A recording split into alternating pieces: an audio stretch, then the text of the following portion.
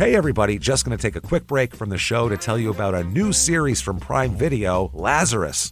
Oh, Harlan Coben's Lazarus. You know it, best-selling mystery writer Harlan Coben, excellent writer, returns to television with a twisted tale of lies, murder, and long-buried family secrets. Excellent stuff. Harlan Coben has like 37 books, and they're all real page-turners where everything comes together at the end. He's excellent, and Harlan Coben's Lazarus stars Sam Claflin and Bill Nye and can only be seen on Prime Video. This looks cool. Seen the trailer. It looks like, and from what I've heard, too, from the actors and interviews, a lot of carnage going on here. Right. You want some blood? This is the place to do it. I'm telling you, binge it. Have a good time. It comes out October 22nd. Watch Harlan Coben's Lazarus, now streaming on Prime Video. Now back to the show. This week, in Poteau, Oklahoma, small pieces of evidence lead detectives to believe they have a serial killer on their hands after a string of bodies, including that of a popular local media personality, but what they find is worse than anyone could have thought. Welcome to Small Town Murder.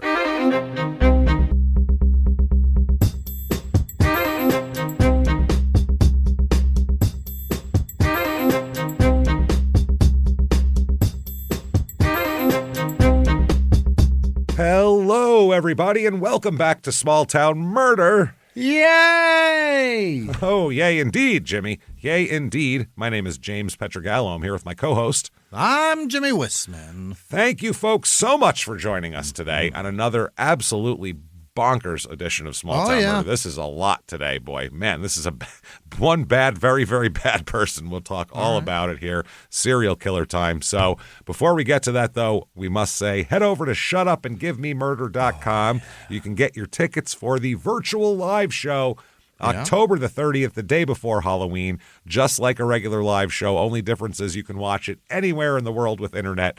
We'll have the same thing, the screen, the pictures. We're going to dress in costumes, look like idiots. It's going to be a really good time. And it's available for 2 weeks after that, too.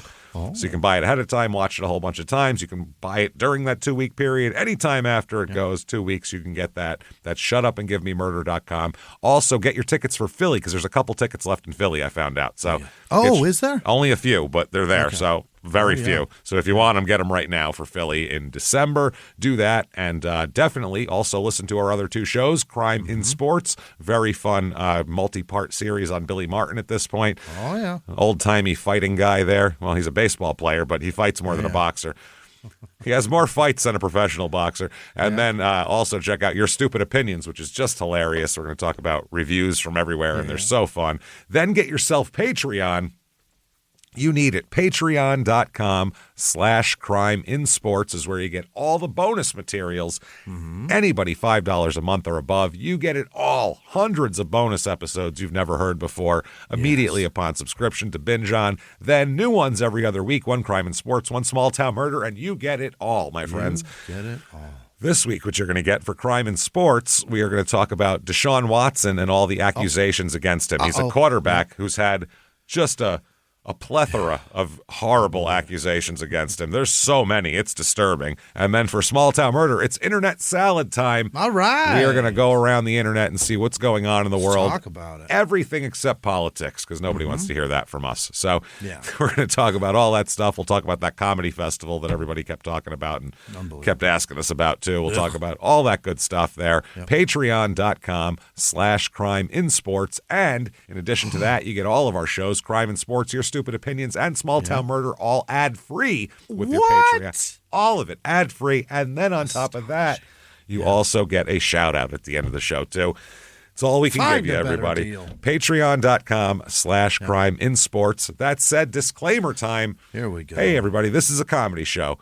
It's also a murder show. Nothing is embellished to make the things funnier or anything like that. That's the point of the show, is some of this stuff is so crazy that it doesn't need anything. I mean, we couldn't write these stories week after week. That'd be crazy. So every last detail is true, and they're insane. And what we don't do, though, here is we don't make fun of the victims or the victims' families. Why is that, James? Because we're assholes, but we're not scumbags. Very simple way to be. That's it there. So if that sounds good to you, you're going to hear a wild story. If you think true crime and comedy should never, ever go together, maybe we're not for you, but I think you should give it a shot. I think maybe we are.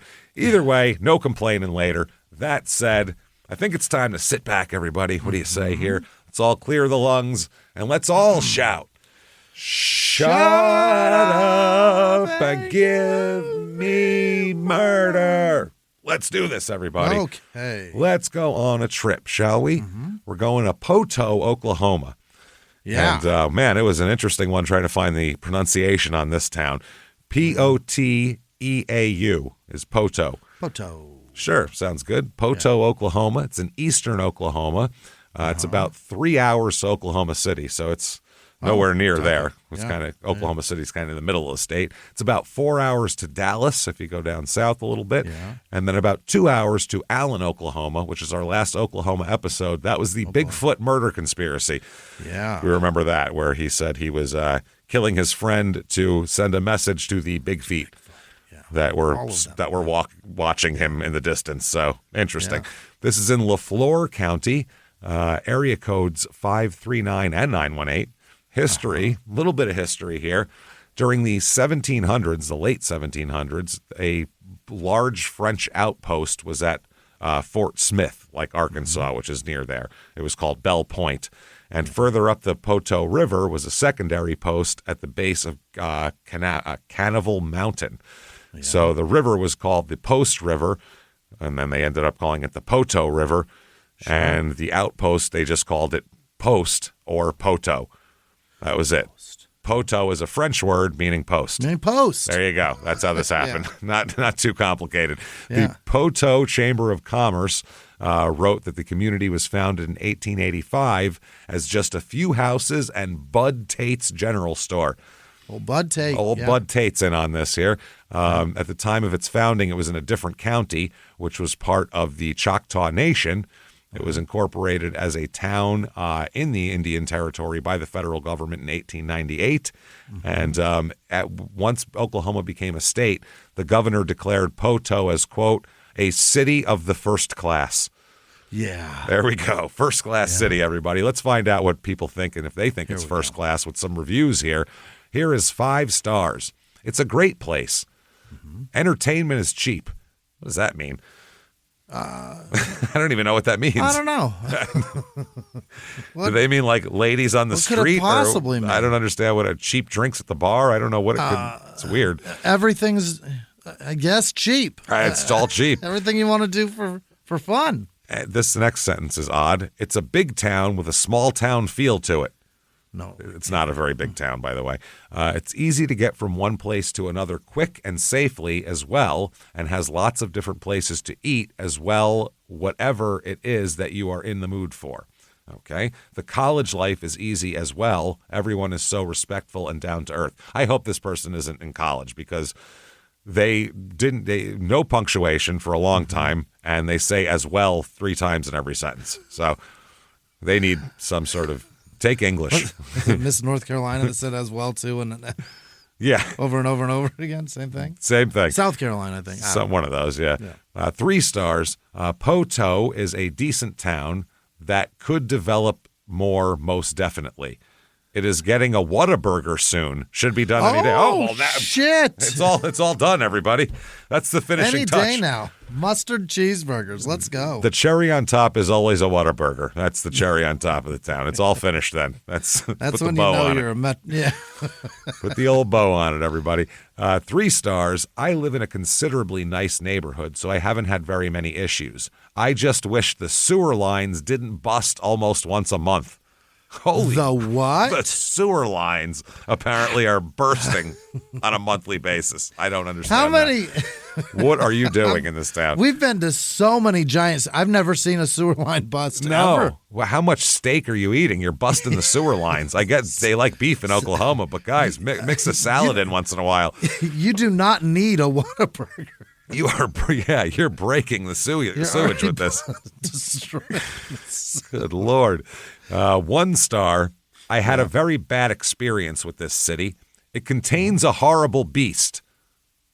Oh. Whoa. Not even beast, something worse. But he is named Bladen, and he was my horrible ex, a.k.a. the worst mistake I've ever made. He's a beast. She had a boyfriend named Bladen? Bladen. I think you asked for. We have exhausted the Aiden suffix. Also, if we're down to Bladen, and this man's he's not even like a 7-year-old. Yeah, this is an adult man. This is a 20-year-old man at least. Bladen. Wow, worst mistake I've ever made. And he is being contained there with his horrible personality. Being contained in like a cage. Yeah. It's his cave with a big rock pushed in front of it. The taxpayers keep him at bay. Yeah. He likes siege, so that kind of makes sense why he's so horrible, and it looks like he ran into a moving pile of cutting scissors to frame his haircut, then tried to say it was good, but then I publicly made fun of him because he blocked me and said I was crazy, and I, quote, always run back to him. He was only half right, so I don't care because he's blocked for good now, mostly because I don't have a phone. Oopsies. What the hell are you talking? What does that have to do with this town? She took out her relationship woes on this town. On a niche town review. That's insane. Amazing. That is wild. Way to go, Bladen. You destroyed this woman. That's what Facebook is for. You know what I mean? To complain about this type of shit. 100%. Okay, people in this town, 8,741. So not a huge town. Not a tiny town, but just a little town. Very small. Yeah, more men than women here. It's 50.6% men, which is odd for a town with people, with more than a few hundred people in it. Sure. Median age here is 35. There's a college nearby, so that'll lower the median age every time. Only 42.5% married. Again, you get the college kids. They're not really married that often. 20% are single with children. Race in this town, 69.5% white, 1.8% black, 8.2% Native American, which is very high in terms of compared to Oklahoma, other places. And this was the Choctaw Nation, before this. Still a whole bunch of natives there. That's great. For sure. 14.1% Hispanic here. Religion, 57.6% religious here, which is well above the national average. Really? And the one that takes the cake is Baptist. 38%.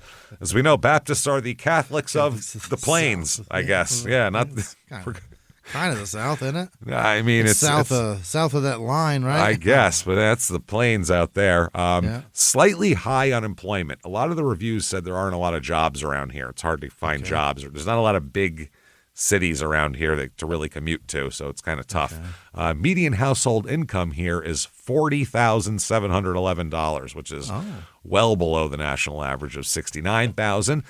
Cost of living, overall 100 is average in the whole country. Here it is 77, so cheaper. And the housing is the lowest thing here. The housing is median home cost $146,000, which is very low compared to the rest of the country. You could do it here. Yeah, it's $338 in the rest of the country, so not too shabby. And if we've convinced you that this is the only place for you, you need to be in Poteau, Oklahoma. We have for you don't have an ex there. You're running from another town where your ex lives. We have for you the Poteau, Oklahoma Real Estate Report.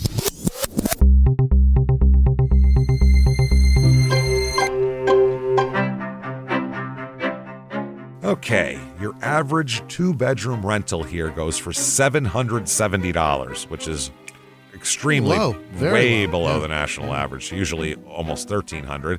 House number one, I don't even know if it's livable at this point. It looks like it's seen better days. 2-bedroom, 2-bath, technically T-bowl for all your B-holes there. 1,365 square feet. It's on a half an acre.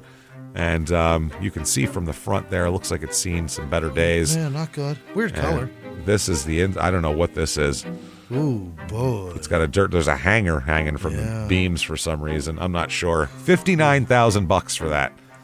Okay. So not very much there. Next up, 3-bedroom, 1-bath, 2,035 square feet. The house, again, seen better days. You can see it. Oh, it wouldn't take much to get it in pretty good shape, though. No, the inside, though, not that great. But outside, there's like a pile of debris with just a tire in it, which is bad. It's a bad sign. The purchaser needs to have a tractor. Yeah, and also a trampoline next to the dirt, next to your tire pile, which is a bad sign also. 6 acres this is, though. That is wonderful, yeah. $92,000. Not bad. A 2,000 square foot house on For 6 acres. 6 acres? For 90 grand. Wow. You should be able to make that work, I would imagine, to figure it out. Next up is a very blue house. 4-bedroom, 4-bath. T-bowl for all your B-holes, everybody. 2,784 square feet on a 2.5-acre lot. Oh, boy. It's the bluest house you've ever seen. The whole house is blue. The roof is blue. It's blue metal. Yeah, So, everything's blue. And then it's got some white accent. But yeah, a lot of porch there. It's blue. $475,000 for that, though. how many acres with that one? 2.5 acres, 2,700 so square bad. foot. Yeah. And the house is like nice inside. It's, you know, up to date and all that kind of thing. So not too bad there. Now, things to do in this town. Yeah. Let's find out what we have. The only thing going on is the Poteau Balloon Fest. Oh, yeah. Oh, yeah. We know that's going to happen here. Get yourself a balloon fest. Go to the Balloon Fest. Fun times, carnival night, armband, only $25. That's for Thursday. Yeah. Friday the 7th, or Friday the 17th of October, you had the, what is that? Mean Machine Monster Truck Rides. Hell yeah. That's fun. Fuck yeah. Rides? Rides. Yeah, not touching them. Rides. All right. Take me around. Let's do this. Yeah. From 12 to 6, the what? The Cockrills Country Critters. Right. Cockrills, one word. I don't know what Cockrills. that is. Yeah. I don't either. Carnival opens at 1. Live music begins. Then also the Tulsa Tyrants Knights in fighting armor. Okay. People from Tulsa who pretend to be knights. Helicopter rides begin. No. There's going to be tragedy there, I have a feeling. Yep. Not doing it ever. No, Kansas City barbecue cook-off we have. That's pretty cool. Tethered balloon rides later on in the day.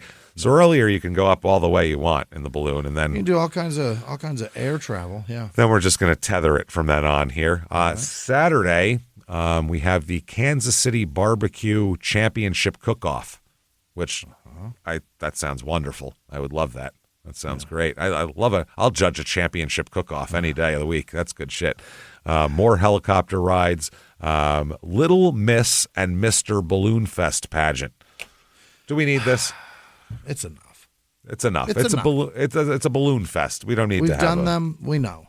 We know. Yeah. Live music again. Southwest Aerosports paragliding show. Oh, boy. Jesus, they are looking for tragedy here. Anything else you want to put in here? All kinds of rudimentary air travel things. Yeah, stop doing this. This is terrifying. What are you doing? What else are you going to have here? A demolition derby with like babies driving? It's just the most dangerous shit you can think of. Carnivals, all that shit. Then at dark, a quote, super huge fireworks finale. Super huge. Super huge is in all capital letters too. Super huge. It's huge. Then there's also some sort of champions thing here for hot air ballooning. I don't know what this is all about. It's very weird, but first place wins $400. So, first place ballooner. I guess, yeah. I don't know. This is for the Kansas City barbecue competition. Oh, great! $400 for first place, $350 for second, $300 for third, $250 for fourth, and $200 for fifth place. You're gonna cook $500 worth of meat and be out money for winning.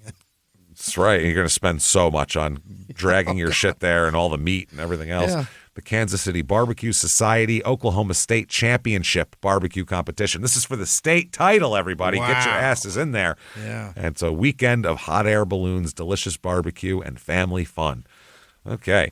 Crime rate in this town, what we're interested in, is almost 3 times the national average. Property crime is. What? Three times? Property crime is almost 3 times the national average. What the hell is going on in this town? What is that? And then violent crime, murder, rape, robbery, and of course assault, the Mount Rushmore of crime, is slightly above average too. So what is happening in this town? It's dangerous. There isn't even 9,000 people here. It's crazy. So Oklahoma, calm down. Calm it down, Oklahoma. That said, let's talk about some murder because this is a deep one here. So, okay, let's start out May 8th, 1984. All right, here we go. Priscilla Crane, okay, is a woman here. She's calling her father. Father's about 63 years old. His father's name is Eddie. She's trying to call him. He missed his morning coffee. He was supposed to come over for morning coffee this day and didn't. So normally he's pretty dependable with that kind of stuff. He comes over, sees the grandkids. Say 63? Yeah, he's like 63, comes over, sees the grandkids, has some coffee. Old man. I like it. Yeah, he's had quite the life we'll talk about here too.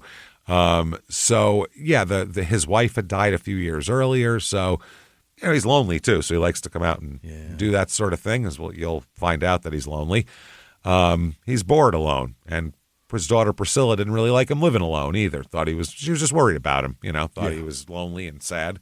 So she tries to call her dad here, and the phone rang and rang and rang and rang.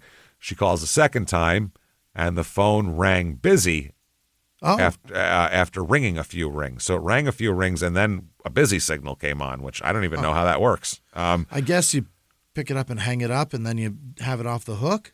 I'm not sure, but if it was off the hook, then I don't know. Yeah, I guess you'd have to pick it up, hang it up, put it off the hook. I don't know. Yeah.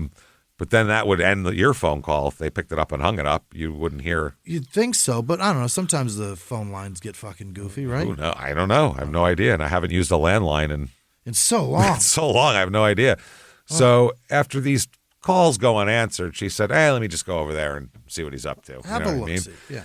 So she came in, and she comes up to the house. His car's not in the driveway, which is interesting, but nothing looks amiss on the outside of the house. The door is locked. She unlocks the door and goes in, and she walks into the living room and just sees ceiling-to-floor blood. I mean, it is bloodbath, spatter everywhere. Looks like somebody exploded in there.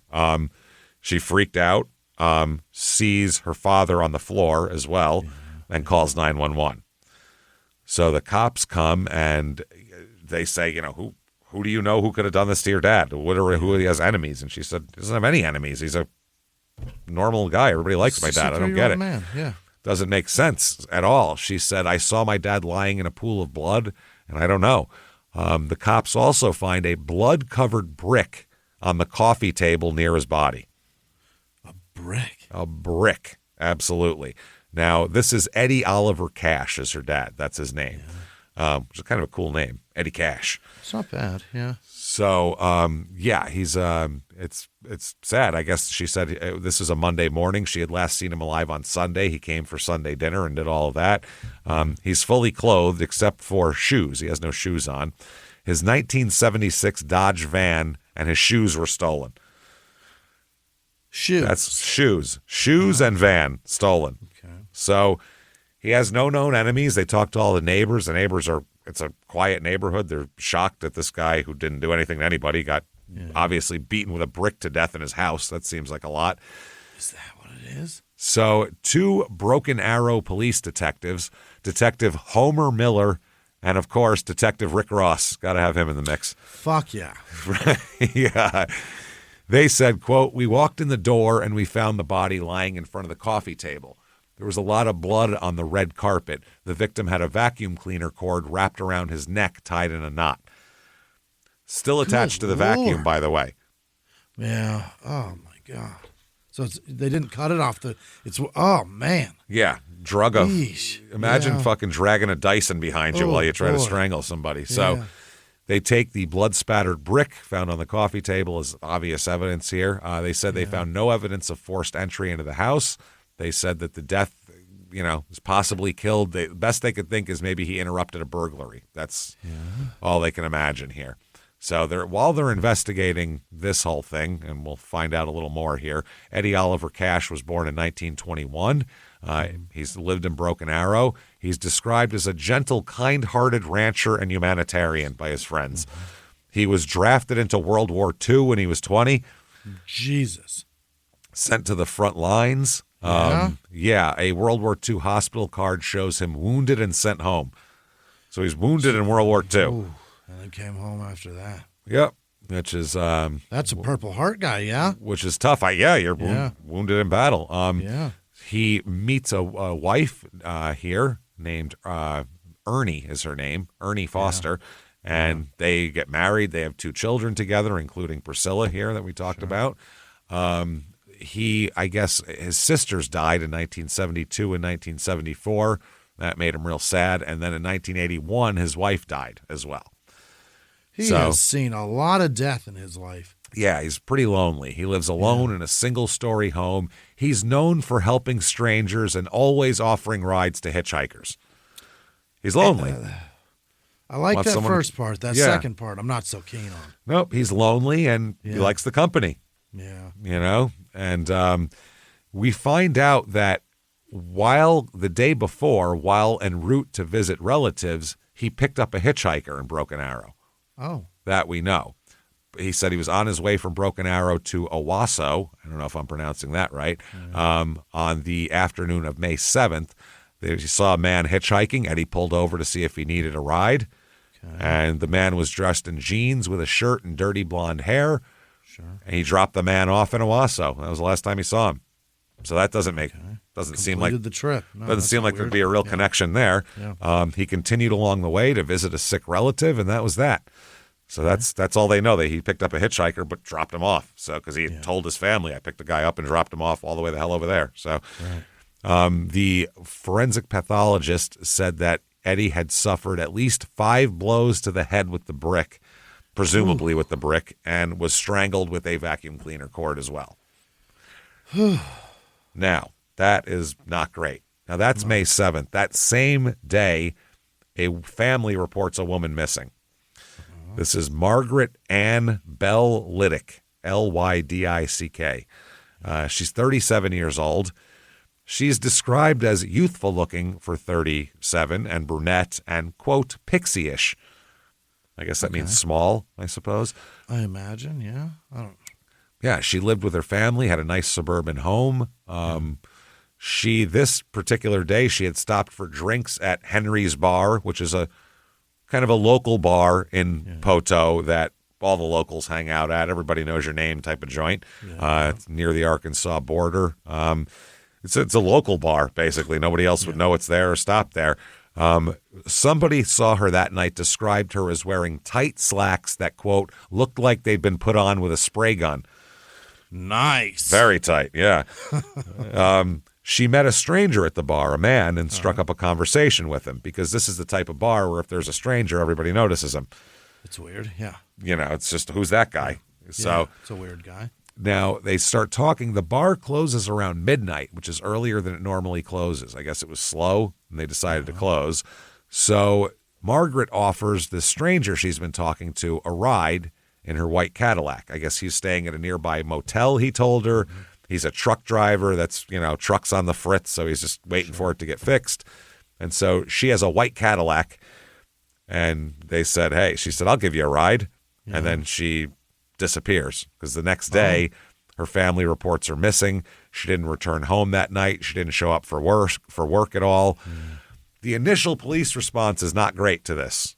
No. First of all, they don't even put it in the same category with Eddie Cash. That looks like a burglary thing that went wrong, and this is a younger woman. The victims aren't the same. Nothing makes any sense. So they said that there was vague rumors that she would just disappear for days and then suddenly show up with little explanation.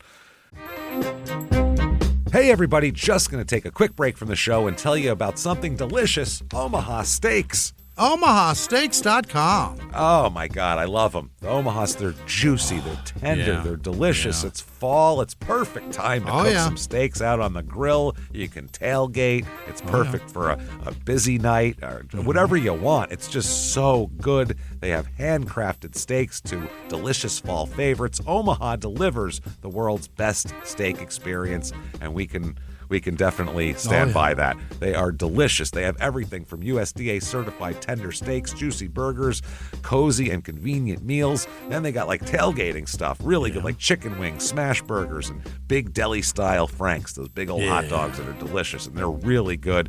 And now during their semi-annual sale, you can get 50% off. 50% off site-wide at omahasteaks.com.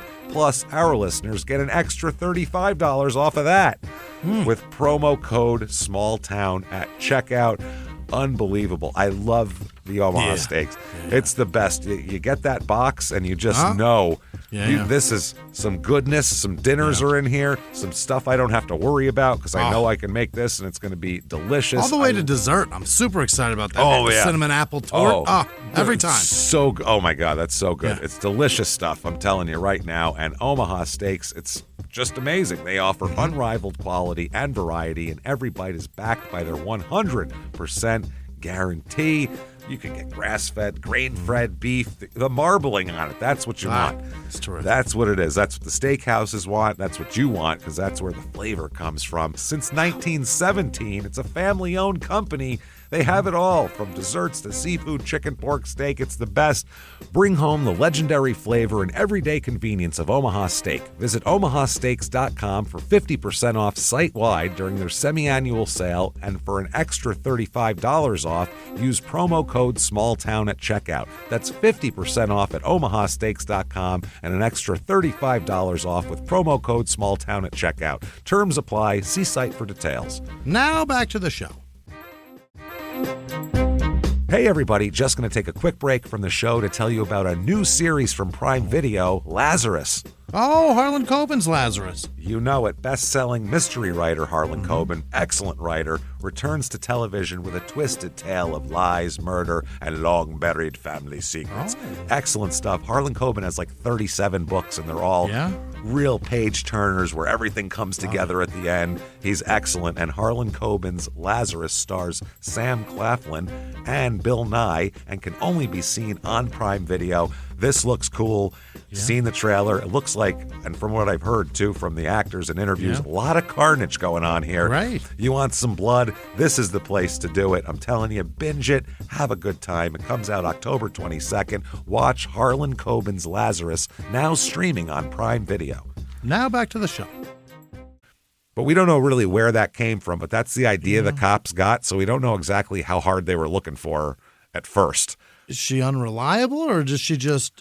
That seems to be... Does she have shit to do and doesn't come around, or does she have nothing to do? It seems like she would just disappear. But we don't even know if that's true or that's what one person said. Either way, they realize it's serious and they mobilize the sheriff's department. They bring in bloodhounds and everything. Yeah. I mean, dogs, and they do a huge ground search, news bulletins. I mean, they're looking for... She's a pretty woman. We're going to find her, or at least try. So, that's how that goes. There's no connection to Eddie Cash the day before, obviously. No reason to link the cases, different towns, different victim profiles, and they originally thought Margaret took off on her own, so they definitely weren't looking at that. Then, May 14th, 1984, less than a week later, there's a woman named Jane K. Hilburn. She is 35 years old. She's a grocery store clerk and a mother. She is from Vinita, Oklahoma. I don't know if that's how you say it or not. Vinita. No Oklahoma town name seems to be pronounced the way it's spelled. So they are not. I don't know. Not one of them. Nope. It's probably Venetia or something. I don't know. So she lived with her kids in a home about 9 miles east of town. She was trying to sell her house on her own so she didn't have to pay a real estate agent the commission. Yeah. So she had a for sale sign in her yard and everything like that. She has a couple of kids. I know at least 2 that she has, a 6-year-old daughter and an 18-year-old son named Doug. And that day, her 6-year-old came into the house to discover her dead body. Oh, my God. Yeah. Found her mom's dead body, called the 911, cops came, found her there.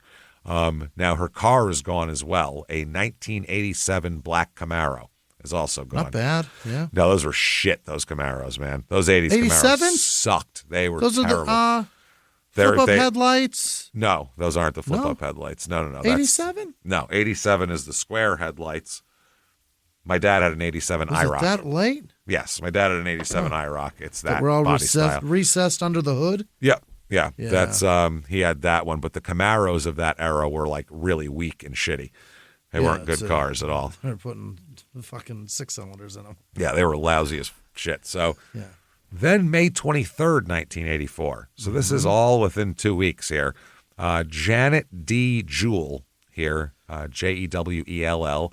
She's 32 years old, divorced mother. She has 3 kids. She's from Beggs, Oklahoma, Beggs, Beggs, Oklahoma. real energetic, friendly woman, and she was out job hunting in Tulsa. She's also going to get married. She's planning a wedding for August of 1984, and she's looking to get a job and put some extra money together. Her Dodge Dart ran out of gas in downtown Tulsa. Oh, no. That's miserable. That's a bad car to run out of gas in. Fuck yeah. Now, her car was found abandoned at the Town West Shopping Center in Tulsa. Yeah.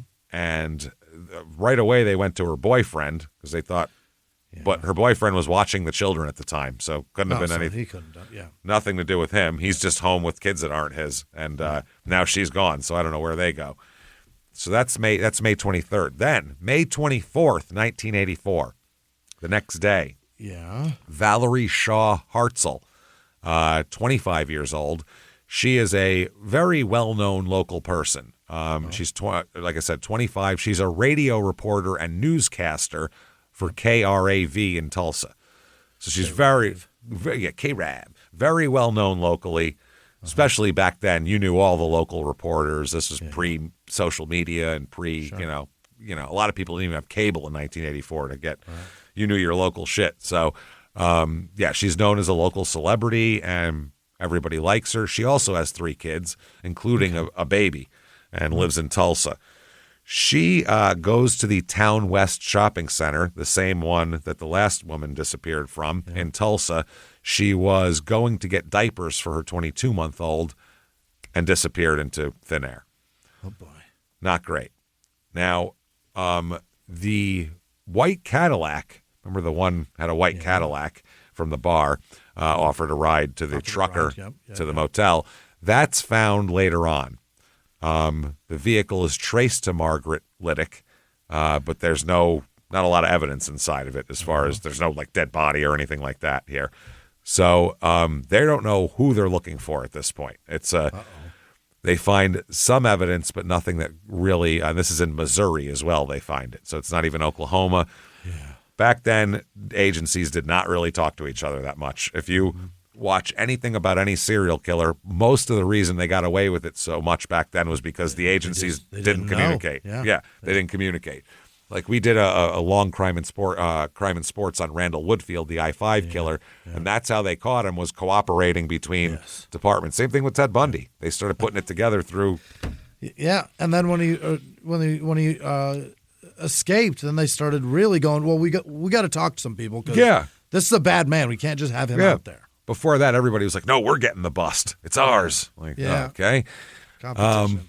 Next up, the thing that they find here, the piece of evidence that's going to help them is that the Valerie Hartzell, Shaw Hartzell, the newscaster there, she in her truck had a club on it. Remember the club? On the steering wheel. Yeah. If you're real young, you might not know, but it's this thing that people put across their steering wheels, an anti-theft device, and it's very simple, very popular in the 80s, extremely popular. Also, very easy to get around if you have a hacksaw. But if you have a hacksaw, and you don't give a fuck about this car. if you're not carrying around a hacksaw, that might be difficult. So it's an extra step. Yes. The point was not to stop people, but to make them go, not that one, pain in the ass. It's a nightmare. Yeah. I'll go to the next one. Yeah, I don't feel like hacksawing this thing off the steering wheel. So that's the thing. The club was in the car, and someone went and pawned the club. Hers? From her car. Yes. How'd they know it was hers? Does it have a serial number? Well, that's the funny thing here, which is interesting. They were made they're solidly built, and they have serial numbers on them, all these clubs. They do have a serial number. Each was registered at the time of purchase as well, usually, if you registered it. So, wow. Valerie had sent in that little card that comes with it to register it. My God, so diligent. So diligent. So how many times have you gotten one of those and we're like, fuck this, and thrown in the trash? I've never filled out one of those. Never. Even for something big like an appliance. I'm like, well, I don't know. If it dies, it dies. I don't know what to tell you. What am I going to do? If it dies, it dies. I'm going to come calling for help? Yeah, what do I need? What am I going to do with this thing? So, but she did this, filled out the little card, and Valerie's truck was new that year. And, got it for the family. She's got multiple kids. And whoever stole this car, and her presumably, took the club to a pawn shop And it was a pawn shop that this person visited often as well, so the owner knew who he was. Yeah. And the person who worked there could identify the person easily who brought in the club. Yeah. And the person who brought the club in used their real name and photo ID as well. Oh, my God. So that's all written down. So the police get a call from the pawn shop owner and gives them and says, hey, this guy came in. This is coming back stolen because anything that's registered, they have to check it out. It's coming back stolen. And they said, well, do you know who brought it in? And he said, I absolutely do. It's a guy named Gary Walker. I know him real well. Very familiar with him, yeah. Know him well. He comes in all the time here. Yeah. Around the same time, there was an officer in Rogers County talking with a detective from Tulsa, trying to talk to each other, and they find some connections as well. They also find fingerprints in the white Cadillac as well. Okay. And we'll find fingerprints in other places here. So they know, and this all comes back to this Gary Walker. Gary's got the fingerprints too? He's got Gary Walker's fingerprints. Gary Walker selling the club at the pawn shop. Pawn shop, yep. Yeah, Gary Walker is at least a guy we got to talk to here. For sure. I mean, he might have just bought some stolen shit off of somebody. We don't know, but he might know where that came from. So this is May 25th, and this is when they're starting to realize this isn't just one or two cases. They're connecting them to all these other cases. They're like, all this shit is happening all with the same kind of MO. Yeah. And so this is crazy. And people are really looking for Valerie because she is known. She's like a celebrity in the area. So they're looking for her hardcore. Her family's driving around looking for her, search parties. You know, days pass and she doesn't come back. And she's very dependable, has a job to do, and has three kids. So she's not going anywhere. So as this all happens, they're starting to worry that they're not going to find Valerie alive here. Oh, no. So much so that the FBI joins the case on May 31st. Oh. After they connect everything together. Yeah. It's still very difficult and they can't find anybody, but they want to find Gary Walker here. Yeah. Walker here is another thing he did. He apparently his fingerprints are all over the Dodge Dart they find in the parking lot. And the Dart. The Dodge Dart they find in that same parking lot that the Town West Shopping Center where Valerie was abducted from. Yeah. So, they find that his fingerprints all over the Dodge Dart. So now they're looking for him hardcore. I mean, they have the plates come back to another missing woman. Yeah. This Gary Walker's clearly involved in this. Now, they get a phone call from a teller at a local Tulsa bank. This is the bank that Valerie Shaw Hartzell banks at all the time. Okay. And she described Valerie coming and cashing checks for $500 with two men in the car. Yeah. Two men. She said Valerie was in the passenger seat, had to reach over the driver to give the check. Yeah. Okay. Now, who the hell is Gary Walker? Who the hell, Gare? All right. Gary Allen Walker. And it's ALAN. That's important because that's not his birth name. No. He's born September 25th, 1953 as Gary Allen, Allen, Edwards. That's his original name. Gary Allen Edwards. He thought, lose a letter on the Allen, make it a little easier, and change it to Walker. So, interesting here. Now, here is his mom and dad, little about his family here. His mom and dad are John Henry Edwards and Betty Lambert. Now, the problem is he's going to be given the name Walker by one of his string of stepfathers that comes along. Nice. It's going to kind of adopt him officially. Now, Gary's mother was known as very young and from the Arkansas backwoods. So some 16-year-old shoeless backwoods girl got married and just to get the hell out of her. Escaping from God knows what situation at home or whatever. So now John Henry Edwards, dad here, was a pilot. He flew like small Cessna planes and shit like that. Yeah. Which is interesting. Not at first, but later on he'll become that. They met sometime. His parents met sometime about early 1950. Betty was a little skinny kid from the backwoods. She was 16 years old, and John was 21. Yeah. And he's tall and handsome and all that. They get married on November 9th, 1950. there. John Henry worked as a railroad switchman, which is a tough job. Yep. You got to move those things to the next track. That's tough. They had a son before they had Gary. And it was hard work in the 50s being a switchman here. Tulsa's a railway hub with several of the cross-country lines connecting in Tulsa, so there's a lot of jobs anyway. So in Tulsa, there's a Spartan Aviation School, and they train pilots, obviously, and John trained to be a pilot and had his license by the time Gary was born, born as Gary Allen Edwards. The marriage, though, is a problem. His parents' marriage is no good. Yeah. Betty is an alcoholic. And also, as we'll find out, likes to find the company of plenty of other men as well. So it's not good here. So John ended up leaving. The father ended up leaving her. So my wife's a mess. She's an alcoholic. She doesn't take care of the kids. I'm going to leave all the kids here with her. I'm out of here. That's good parenting, John. Great job. This. I just Great can't job. watch. Like, I don't want to see it. I'll know what's happening, but I'm going to wash my hands of it. So anyway, his mom is a bit friendly, we'll say here. Now, Gary was born September 25th, 1953. Okay, that's great. We know that much now. The problem is, apparently, she married an Otis Walker, who was a farmer from White County, on April 27th, 1954, and didn't divorce her husband until a month after that. So she was a bigamist. Bigamist for a minute. For a month, about a month here, which is very interesting here. So that's Gary ends up adopting the name Walker after his stepfather, but it was never officially adopted by Otis. They just started calling him that, and that was his name after that. So all right. Now, really, really weird. Now, they said that they didn't know. There's some question whether Gary is John Henry's kid or not. Or if it's this Otis guy's kid. We're not sure. Like, they think Betty might have changed the name to Walker because he's actually Otis's kid. All right. Okay.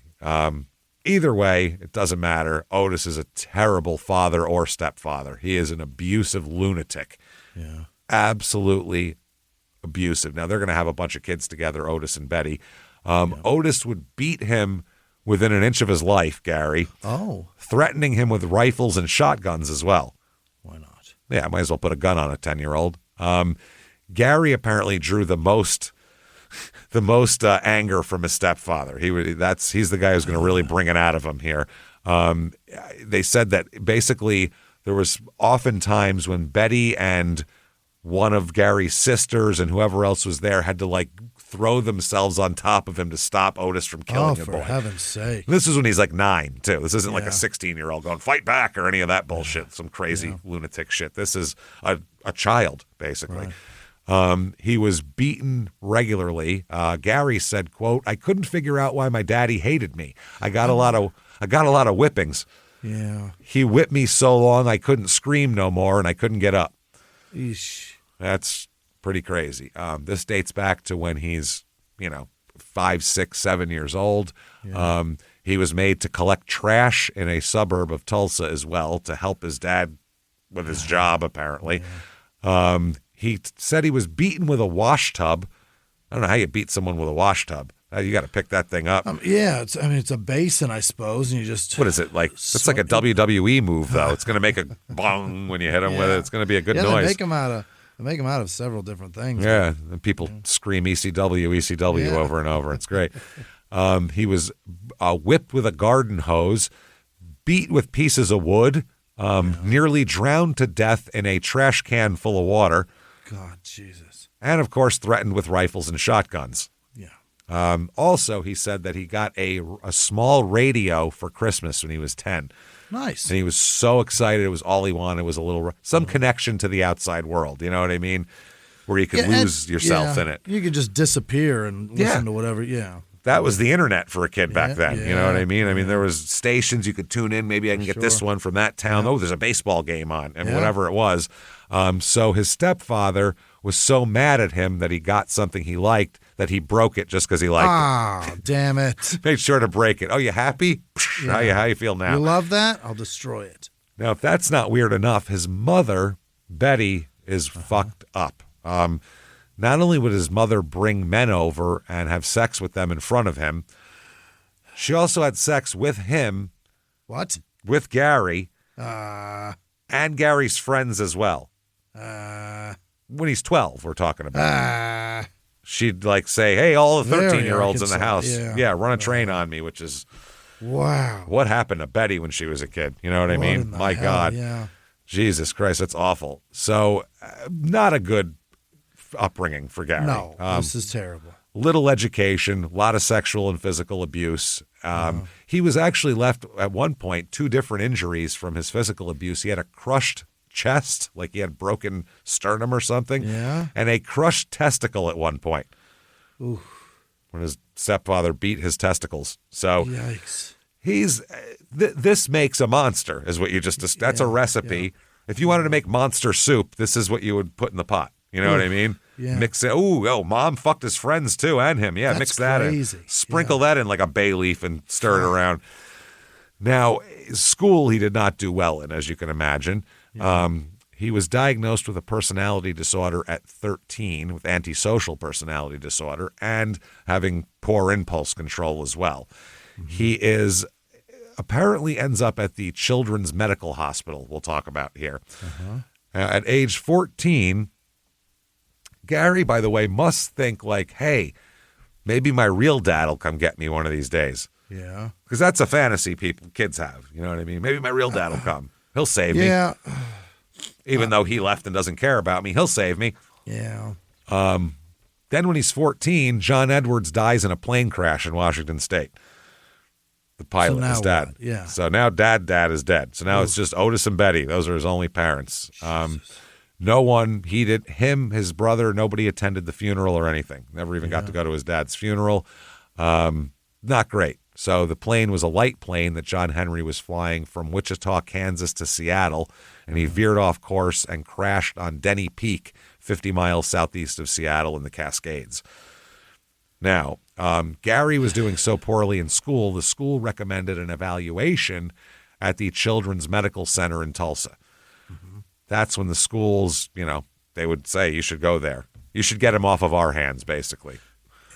Get him off of our plate, if you could. We would rather not deal with him. He can go. So his parents were like, yeah, sure. Why not? Get him the fuck out of our life, too. Sounds great. So he spends time there, getting treatment and stuff like that as well. And he said this is the happiest time of his life when he was in there. Well, no one was beating him or molesting him. Yeah, stability. Yeah. He said they were actually nice to him in there. They actually he was like recovering, so they were actually they treated him like it was a hospital, not some maniacs doing crazy shit to him. And his mother and stepfather are severe alcoholics as well, and everything else. He stayed for a 3-month evaluation, and it was recommended that recommended to the parents that he should not live in their home anymore. Okay. He came here all fucked up, and he's much better after 3 months. Nice. You guys are the problem, apparently. Yeah. His parents were like, oh, no. He's our kid, and he's coming home with us. Right. So the state just said, okay, that's fine, and they sent him home.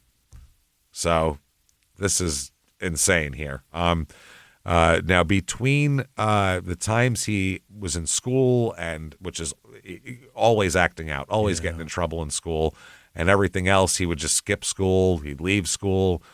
When he went to school, he didn't attend all the time, and when he did attend, he'd show up with bruises on top of bruises. And back then in Oklahoma, though, that just meant your daddy disciplined you right, literally. And it's not necessarily even just Oklahoma. I'm sure that's in a lot of places. No. That's just the time. That's the time. It's New York, fucking Oregon. You name the place. It's just how people were back then. A lot of times. I just used Oklahoma for the accent because that's where we are. So. He starts attempting to run away from home, as kids do.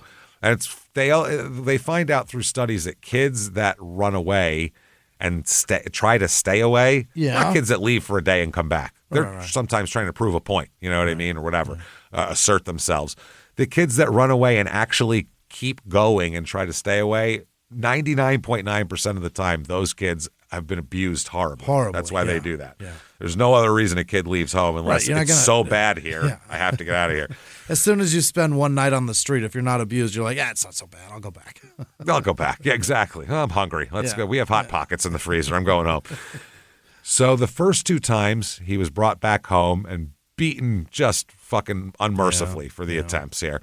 Later, he tried again and lived with a cousin, but they would just live in, like, they'd find vacant places and live in them. And they didn't, like, have anywhere to go or anything like that.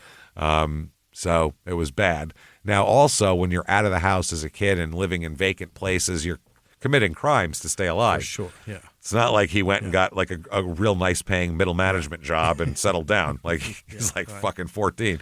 So Gary stole a car here and was ended up in juvenile detention. Yeah. So that's what happened there.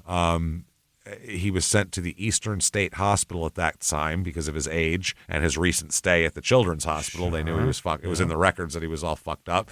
This was a state mental facility that required a judge or a prison warden could say that he should go there, and they would send him there, basically. So at age 17, he ran away from this home twice, this place. And the second time successfully, and went and joined the Army. How? He was 17. They let him do it. I don't know. You can just do that when you're 17? I guess. He went and joined the Army. This was also during fucking Vietnam and shit, so they'd probably take whoever would sign take up. Whatever, take some bodies, Yeah, we'll fudge your date a little bit. Yeah. We need the bodies. So he joined the service at 17, but he received a general discharge because of mental problems almost as soon as he was in there. Mm-hmm. Doesn't do well in a structured environment like that at all. Now, by age 19, he's been hospitalized at the Eastern State Mental Hospital 8 times by 19. 8 times. Diagnosed with severe schizophrenia, bipolar disorder, and treated with antipsychotic drugs like lithium. And he is subjected to tons of electroconvulsive therapy as well. Wow. Tons of this shit. It's crazy. He received more than 20 electroconvulsive shock treatments during the time he was in there. Yeesh. That's a lot. That is a lot. But yeah, he's diagnosed schizophrenic and all this type of shit. He's got a lot of problems. Yeah. Now, these electroconvulsive treatments during the 70s and 80s were not something they did willy-nilly. Think someone comes in a little bit weird, they go shock him up. It wasn't even like that. It was for extreme cases. That's how bad Gary was. He was not in good shape. So it wasn't as used as often as it seems like it was. Yeah. So it's very, very interesting here. Now, his criminal history, 1970, he's caught driving without a license. Yeah. That's fine. 71, he's a bunch of petty crimes. He and his cousin got together and robbed 2 houses in Creek County. They were caught. The stolen items they had were clothing, food, a TV, and a shotgun. I mean, the last part. Yeah. 2 things to sell, 2 things to have is what that is. So, I mean, they were both charged with second-degree burglary and received a 2-year deferred sentence. Gary was only 18 at that time.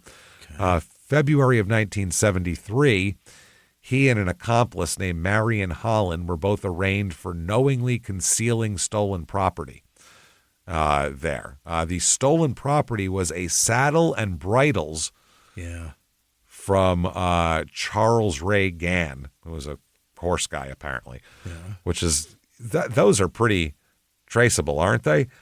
Generally, yeah. Real specific things, right? They look.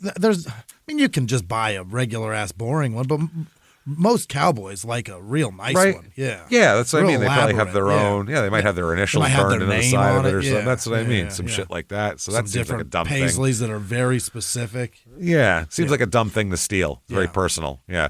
October 1973, he is out on bail for the original charges of the saddle. when he wanted to go somewhere but didn't have any gas. Okay. He also doesn't have a car. So gas money and car. So he ends up at the parking lot of Pretty Water School. It's a public school in Sapulpa, Oklahoma. It was having its monthly PTA meeting. So all the parents were there. All the cars were in the parking lot. Yeah. So he got to choose what he wanted to. And they're all gassed up. These are suburban people. If you go to PTA meetings, you're probably pretty responsible and have gas in your car. Yeah. You fill out warranty cards. You send it back the club card. Yeah. The tags on this vehicle are up to date. Everything's up to date. Yeah. So he stole a car, which was recovered in Providence, Kentucky, and he was arrested and brought to face the charges. Mm-hmm. So now he obviously stole a car. He went across state lines with it and everything else, but he still only served 3 months in jail due to the Tulsa Work Release Center. So they put him in that instead. They still think he has a chance, but in 1974, he just walked away from the work release center. He wanted to go get drunk, and so he walked away. Okay. So February of 1975 is when he's finally captured. That was October 74. So he's gone for months. Yeah. They sent him back to prison now, saying you're going to serve the rest of your sentence. Yeah. And he said the only reason he didn't return to the center was because he'd been drinking. Okay. He didn't want to get in trouble for drinking. So I figured I'd just stay away for 4 months. That makes sense. Yeah. He said that he said a lot of the guys, while they were out, they'd have a couple of drinks or whatever, but he took it to an extreme and was afraid to go back here. Reporting back to the center intoxicated were reasons to get thrown in prison. Like you could get put away for that. So this also meant that parole was revoked for whoever did that, and they would be sent back to finish out in jail.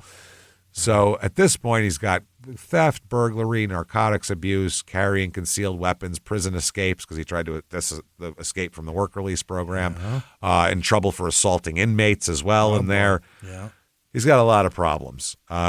He spends a lot of the next few years, 76 through the early 80s, in prisons and psychiatric facilities, including the Federal Medical Facility in Springfield, Missouri, where he was deemed a paranoid schizophrenic as well, again, in addition to being deemed that at an earlier age. He's sent to another place for a second-degree burglary. He's sent to the Oklahoma State Penitentiary at McAllister, which is known as Big Mac. Nice place. That prison. Yeah. Oh, yeah. It's known as one of the worst prisons in Oklahoma, which is saying something. Yeah. Oklahoma and like Louisiana are known for having particularly bad prisons, and this is one of the worst ones there. Hey everybody, just going to take a quick break from the show to tell you about a new series from Prime Video, Lazarus. Oh, Harlan Coben's Lazarus. You know it. Best-selling mystery writer Harlan Coben, excellent writer, returns to television with a twisted tale of lies, murder, and long-buried family secrets. Excellent stuff. Harlan Coben has like 37 books, and they're all real page-turners where everything comes together at the end. He's excellent. And Harlan Coben's Lazarus stars Sam Claflin and Bill Nye and can only be seen on Prime Video. This looks cool. Seen the trailer. It looks like, and from what I've heard, too, from the actors and interviews, a lot of carnage going on here. Right. You want some blood? This is the place to do it. I'm telling you, binge it. Have a good time. It comes out October 22nd. Watch Harlan Coben's Lazarus, now streaming on Prime Video. Now back to the show. Hey everybody, just going to take a quick break from the show and tell you how to be much safer with Simply Safe. SimplySafe.com, SIMPLI safe.com. Oh, you know it. I'm telling you, we hear horrible. This is small town murder. The stories we hear are horrendous. So many awful things that could completely... And they happen. They happen all the time. Listen, we have 600-something episodes of it. Yeah. And a lot of these could have been very easily prevented by Simply Safe. That's the thing. I'm telling you right now. There's so much craziness out there. Can a home security system really call itself security if it's only responding once someone's inside? That's not really security. What good is that? You're being murdered. Right. Who cares at that point? Yeah, come and mop up later. Doesn't matter. You need them to be there beforehand, and that is where Simply Safe. I'm sorry, I love Simply Safe. That is where Simply Safe comes in. There's now a way you can actually stop someone from entering your house. It is Simply Safe, and their AI-powered cameras cameras. They detect threats while they're still outside your home and alert real security agents. They can even talk to them and yell at them. It's amazing. This is a game changer. The agents take action while the intruder's still outside. They confront the intruder, letting them know they're being watched on camera and that police are on their way, and they even sound a loud siren. You can trigger a spotlight if needed. This is how you stop a crime before it starts. That's real security. Other systems have cameras that let you talk to intruders, but they require you to see the alert yourself, and then you have to do it. SimpliSafe takes care of all that for you. Their monitoring agents have your back and talk to intruders even if they aren't there. There's no long-term contracts or hidden fees. You can cancel anytime. Named Best Home Security System by U.S. News and World Report for 5 years running. 60-day money-back guarantee so you can try it and see the difference for yourself.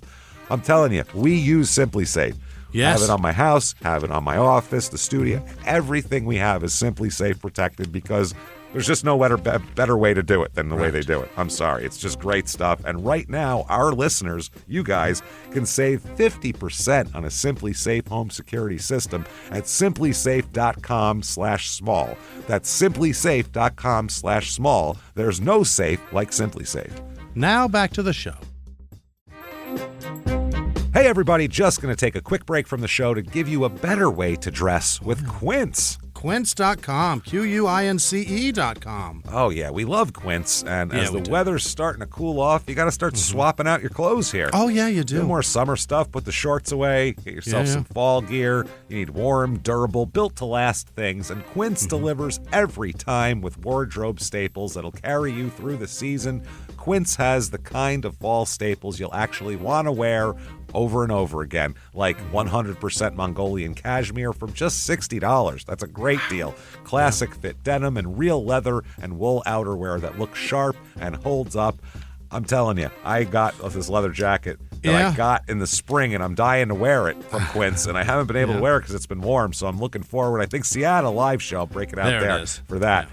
Good stuff, man. I'm telling you. I got my eye on their suede trucker jacket. That's pretty cool, too. It's perfect for layering and just looks really casual but put together. It's cool stuff. By partnering directly with ethical factories and top artisans, Quince cuts out the middlemen to deliver premium quality at half the cost of similar brands, including Jimmy's linen outfit that he has there.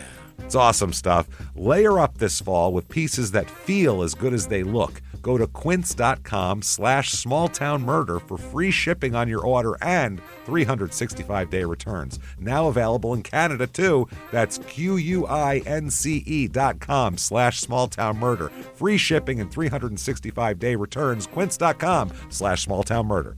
Now back to the show. It's not great. Now, he, while heading there, he was in the Pittsburgh County Jail first. And McAllister, Oklahoma is the county seat for Pittsburgh County, Oklahoma. Now, Walker was waiting for a bed to be free at the Big Mac facility because it's already overcrowded.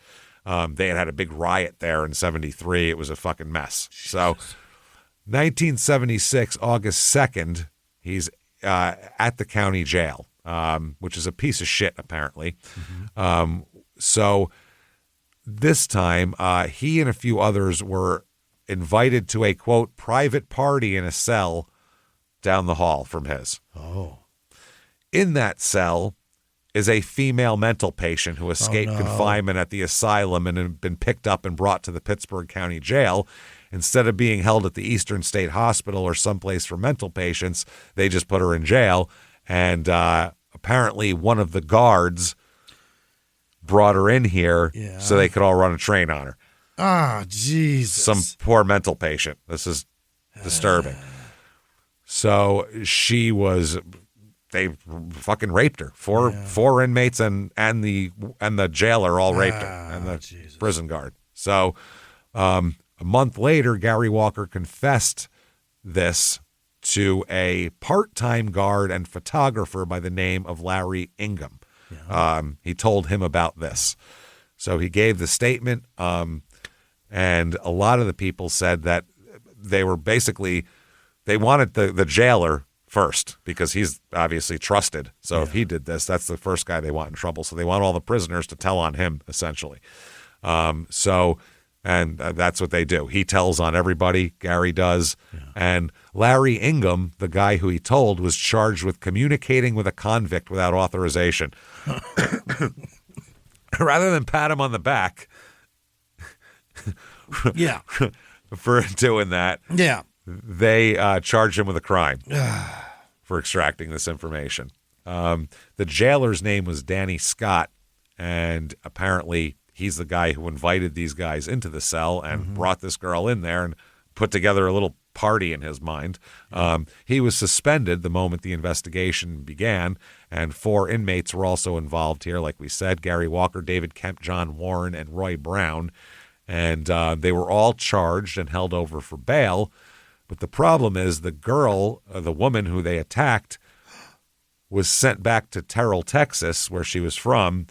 And then apparently she was interviewed and never was found again. Then she disappeared. They couldn't find her again. Oh, boy.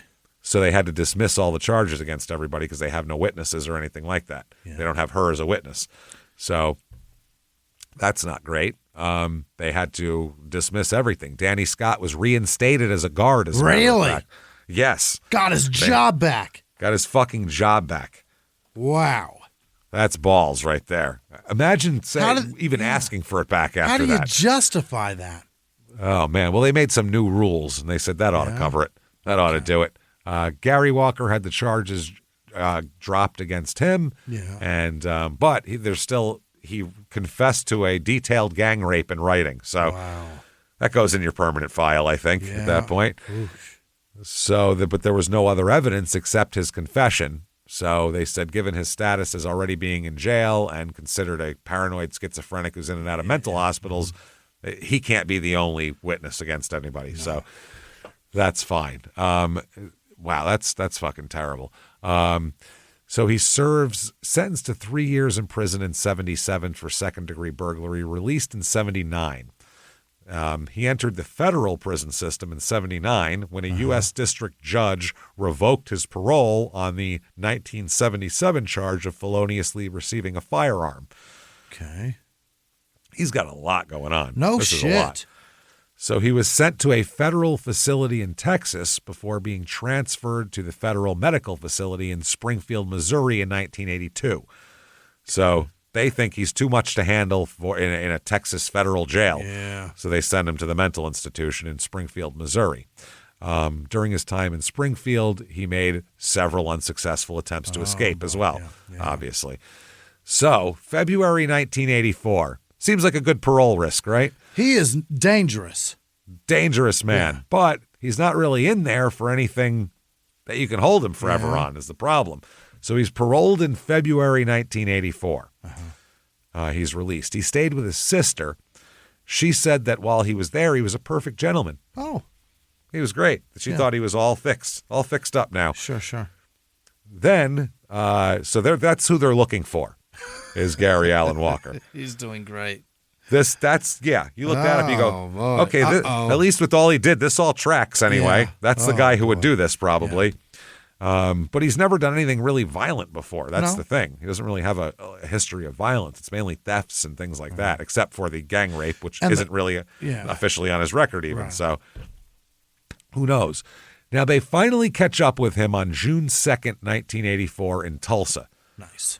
He's arrested at a Tulsa mobile home park after a week-long manhunt. Fantastic. Lovely, right? Yeah. He's arrested at the home of Marshall George Cummings Jr. Mm-hmm. Remember that name because he'll come up again later. Yes. This is at the 8900 block of East Admiral Boulevard. Apparently, they had met earlier that night at Dorothy's Tavern and struck up a real friendship there. Yeah. So police went to the trailer after Cummings' brother told officers he saw this wanted guy at the bar. So apparently they went straight from the bar back to Cummings' home, and when they busted in there, they were just hanging out, drinking beer and eating pizza. Okay. Hanging out. So they questioned any but pepperoni? Yeah. They questioned Cummings at the mobile home, but they had no reason to arrest him because they didn't think he was with him this whole time or anything like that. He said, I just met this fucking guy. All right. partying with a dude I met. So they bring old Gary Walker in and sit him down. Okay, now, what do you think he's going to say? He's had plenty of time in the system. Plenty of time. What's he going to say? He fucking knows better than to say anything. Deal with this? Yeah.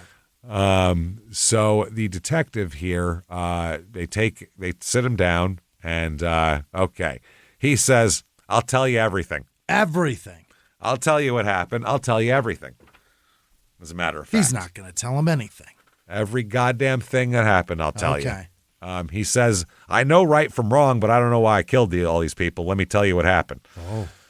Okay. Eddie Oliver Cash, May 6, 1984. He's the hitchhiker Eddie picked up. Really? It was Gary Walker. Okay. He gave him a ride, and over the course of the ride, found out his name, found out what town he lives in, found out he lives alone, found out all that shit. So when he's dropped off, he looks him up in the phone book, finds his address, and goes to his house to rob it. Yeah. That's what he did. Yeah. Exactly what he did. So he showed up to burglarize it. Eddie continued along the way to see his sick relative, and Gary Walker called directory assistance to see where he lived. Wow. So, they had apparently Walker made mental notes as he listened to him, and he's a fucking scam artist. I mean, that's what he does. Yeah. So he figured out where he lived, and he went to his house to rob him. Now, Eddie, as he's coming up to his house, didn't see that Walker was on his porch ready to break into his house. Didn't even see him. No. So apparently Eddie didn't see Walker duck around the corner of the house and wait for Eddie to go into the house. After he saw Eddie go into the house, and then he said, "Shit, what if he saw me?" Yeah. He's going to fucking call the cops if he saw me creeping around out here. Yeah. So he knocked on the door, and Eddie opened the door, and he forced his way inside. He beat Eddie with a brick, then tied a cord from the vacuum cleaner around his neck and strangled him with it. Yeah. He left the fucking bloody brick there. Table, that's right on the table, as we'll find out here. He said that he just wanted to burglarize the house. That's all he was interested in. Didn't want to kill the guy. Didn't want to hurt anybody. He said as he fled, he grabbed a brick and then returned to the house to beat him more. He said, I came back and was like, I don't know if he's dead, because what if he didn't kill him? And then he'd get up and call the cops. So he said he went in and hit him some more with the brick, just to make sure. He said, that man picked me up. He said, I was hitchhiking, and he told me his name, and I later got to thinking I should just go burglarize his house. Said he came up while I was there. I beat him to death with a brick. That's what he said. He said that, the brick was the thing. Like, when he left and he was like, oh, shit, he's here. Then he came back and said, if I go in there, I better have something. Let me get this brick. And that's what happened. So he takes Eddie's van and his shoes for some reason. Yeah. And he goes on a 6-hour trip back to Poteau here. Yeah. And, he did all of that. And I don't know why he would steal his shoes. I don't know. Same size, maybe we can't sell them. So he drove until late into the evening, and then he came upon a salvage yard just outside Summerfield, Oklahoma. He sold Eddie's van and also sold anything else he stole out of there. Okay. So now he's got a bunch of cash. So he moves on, and this is May 7th, 84 now. He left Eddie behind. That's when he found Margaret Ann Bell Liddick, the 37-year-old. And now he's just going to go around the country. What are you going to do? Kill as many people as you can. That's what I mean. I don't know what the ultimate plan here is. That's the thing. What's the just going to get away with plan? it forever until you get that coveted day job that you're looking for? Eventually, they'll hire me. Is that what it is? Jesus. I have some applications in, but until they get back to me, I'm going to murder a bunch of people and steal some shit. So this was Gary had just arrived in Poteau. He had just dumped off the van and did all of that. So he hitchhiked to Poteau and checked into what he called a, quote, roach trap motel. Roach trap. Trap. The whole hotel traps people. Yeah, not a roach motel, a roach trap motel. He said he freshened himself up and went out looking for something to do. Okay. Looking to party. that's when, and he had a bunch of cash, and, why not? So he wanted to do something. He finds Henry's bar, and the motel is within walking distance. Yeah. So he goes to go for a drink and finds Margaret with her sprayed-on pants. Yeah. So, and she's pretty. She's got a nice smile, nice eyes, all this type of shit. So they have a drink. He buys her a drink, and they chit-chat and all that. Apparently, Margaret had also worked for a radio station. This is the weird part. Really? She worked for a smaller radio station, KLCO, in downtown Poteau. She used the name Sabrina on the air. So she was like a DJ. So that's very strange that out of all the fucking people he found, he wasn't targeting people in radio, but he ended up with 2 people in radio.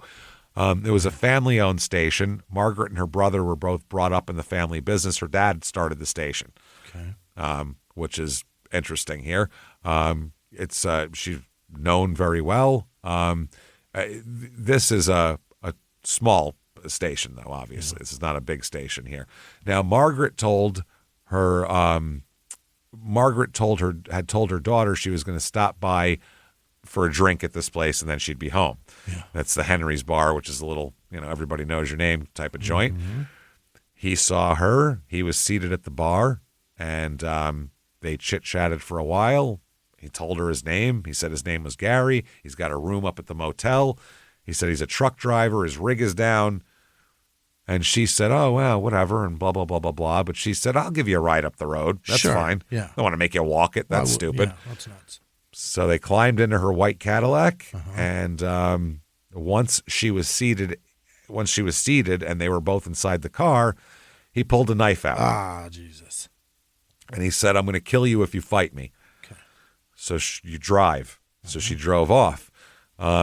Walker forced Margaret to drive him across the Arkansas line all the way to Tennessee and then Kentucky. Really? All the way. That's a long ride. Sure enough. That's a day trip.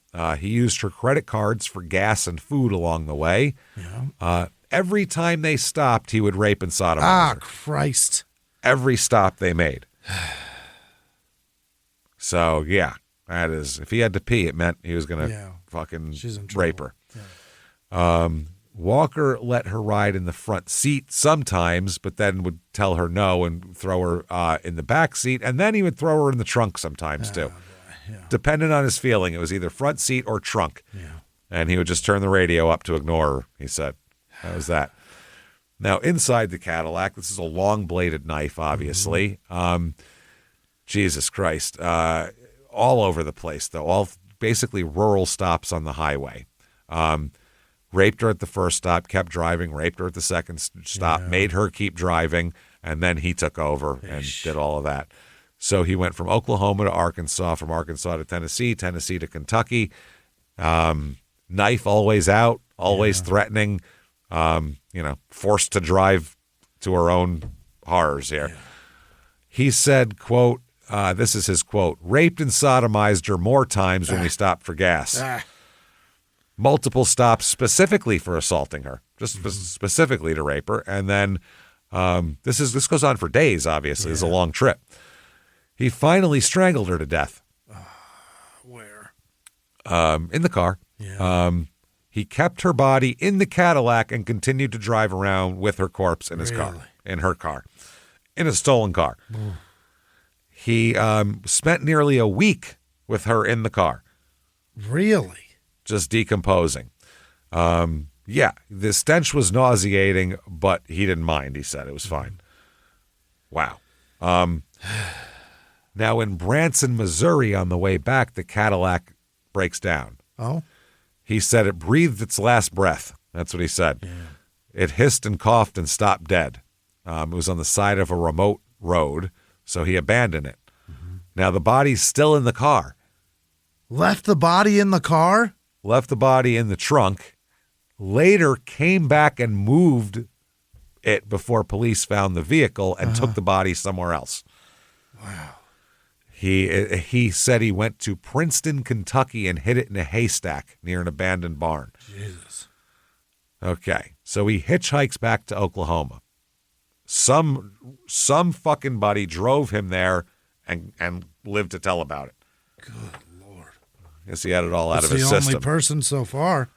Yeah. He strangled this poor woman, though, the one that he had taken around and raped constantly, and hit her in the haystack, which is wild.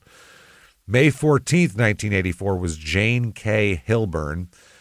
This is the woman with the for sale sign in her front yard who was looking for a job in Tulsa. That's wow. She's a grocery store clerk, and she drives the 87 Camaro. Yeah. She was trying to sell her house on her own.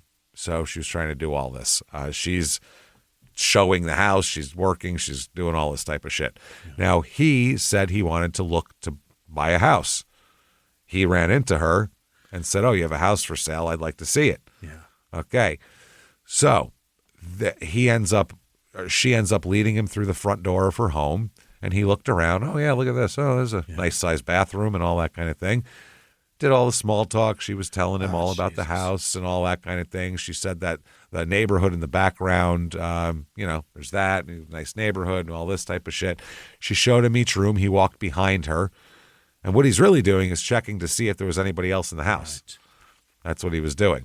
Once he found out no one else was in the house, in the hallway between bedrooms, he just attacked her from behind. Jesus.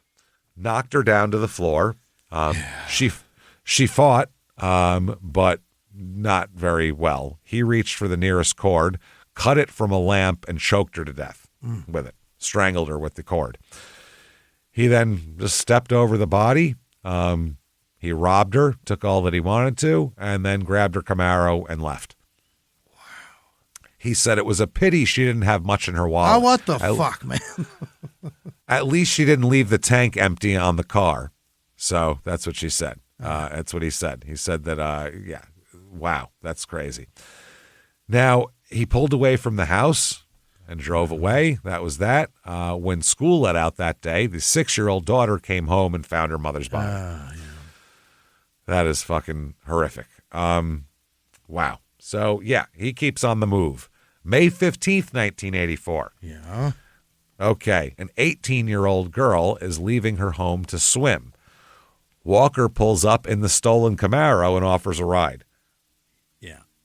Yeah. He introduces himself as Gary Edwards, which it was his real name. Yeah. They talk about her possibly having a modeling career. I don't know if he says he took pictures or something like that. That was a big come on back in the day. So he takes her for a ride in the Camaro. He tries to rape her at one point, and she escaped. Really? She got out of it. And he said later, "I picked up a girl and I was going to kill her, but I didn't. She got out of the car and ran." He was planning on raping and killing her, but she got away. What the fuck? Yeah. So once she started running, he goes, then it's a spectacle if you go chase after her. It's too much. You're going to fucking chase people around. That's a little immature, don't you think? Not on the fucking road. May 20th, 1984. Okay. He picks up a young man and a young lady hitchhiking in Hominy. Yeah.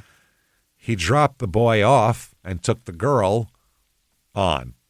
He rapes her at an Osage County oil lease location. Yeah. By the way, he's still driving the black Camaro. What the hell? Yeah. He decided to dump the car at the site of the oil lease. The tag on the Camaro had already been switched earlier. He stole it from a vehicle parked near US 75 and State Highway 16, which is very interesting here. Now, this is the cop that interviewed him, said, quote, "He told me how he had brought her through Bristow to State Highway 16. They stopped at a little Get and Go, G-I-T, Get and Go. Yeah. It's a gas station, right? Oh, yeah, and got some groceries. Yeah. Then he took her over by Slick and was on an oil lease. We tracked it all the way, just like he said. We found the boy who was an oil pumper, and he said he had to honk at them to get him out, to get them out of the road, meaning him and the girl were walking down the road. He honked at them. They were walking to check wells. He said they were both in the car asleep. This is what Gary told him, that she was asleep and he got on top of her, and that's how this whole thing started. Started it while she was asleep? Terrible. While she was asleep. Yeah. May 23rd, 1984, is Janet D. Jewell, the 32-year-old. She's the one whose Dodge Dart ran out of gas in downtown Tulsa. It's mid-morning. She's a pretty smart lady out job hunting. Sure. She ran out of gas at Peoria Avenue between 3rd and 4th Streets in Tulsa. She ended up walking to go get gas and was on her way back with the gas tank when here comes Gary. Oh, boy. Okay. She's alone. Yeah. And she looks like she's in distress. She's having car problems. So, why not? Why not attack, as this asshole would see it here?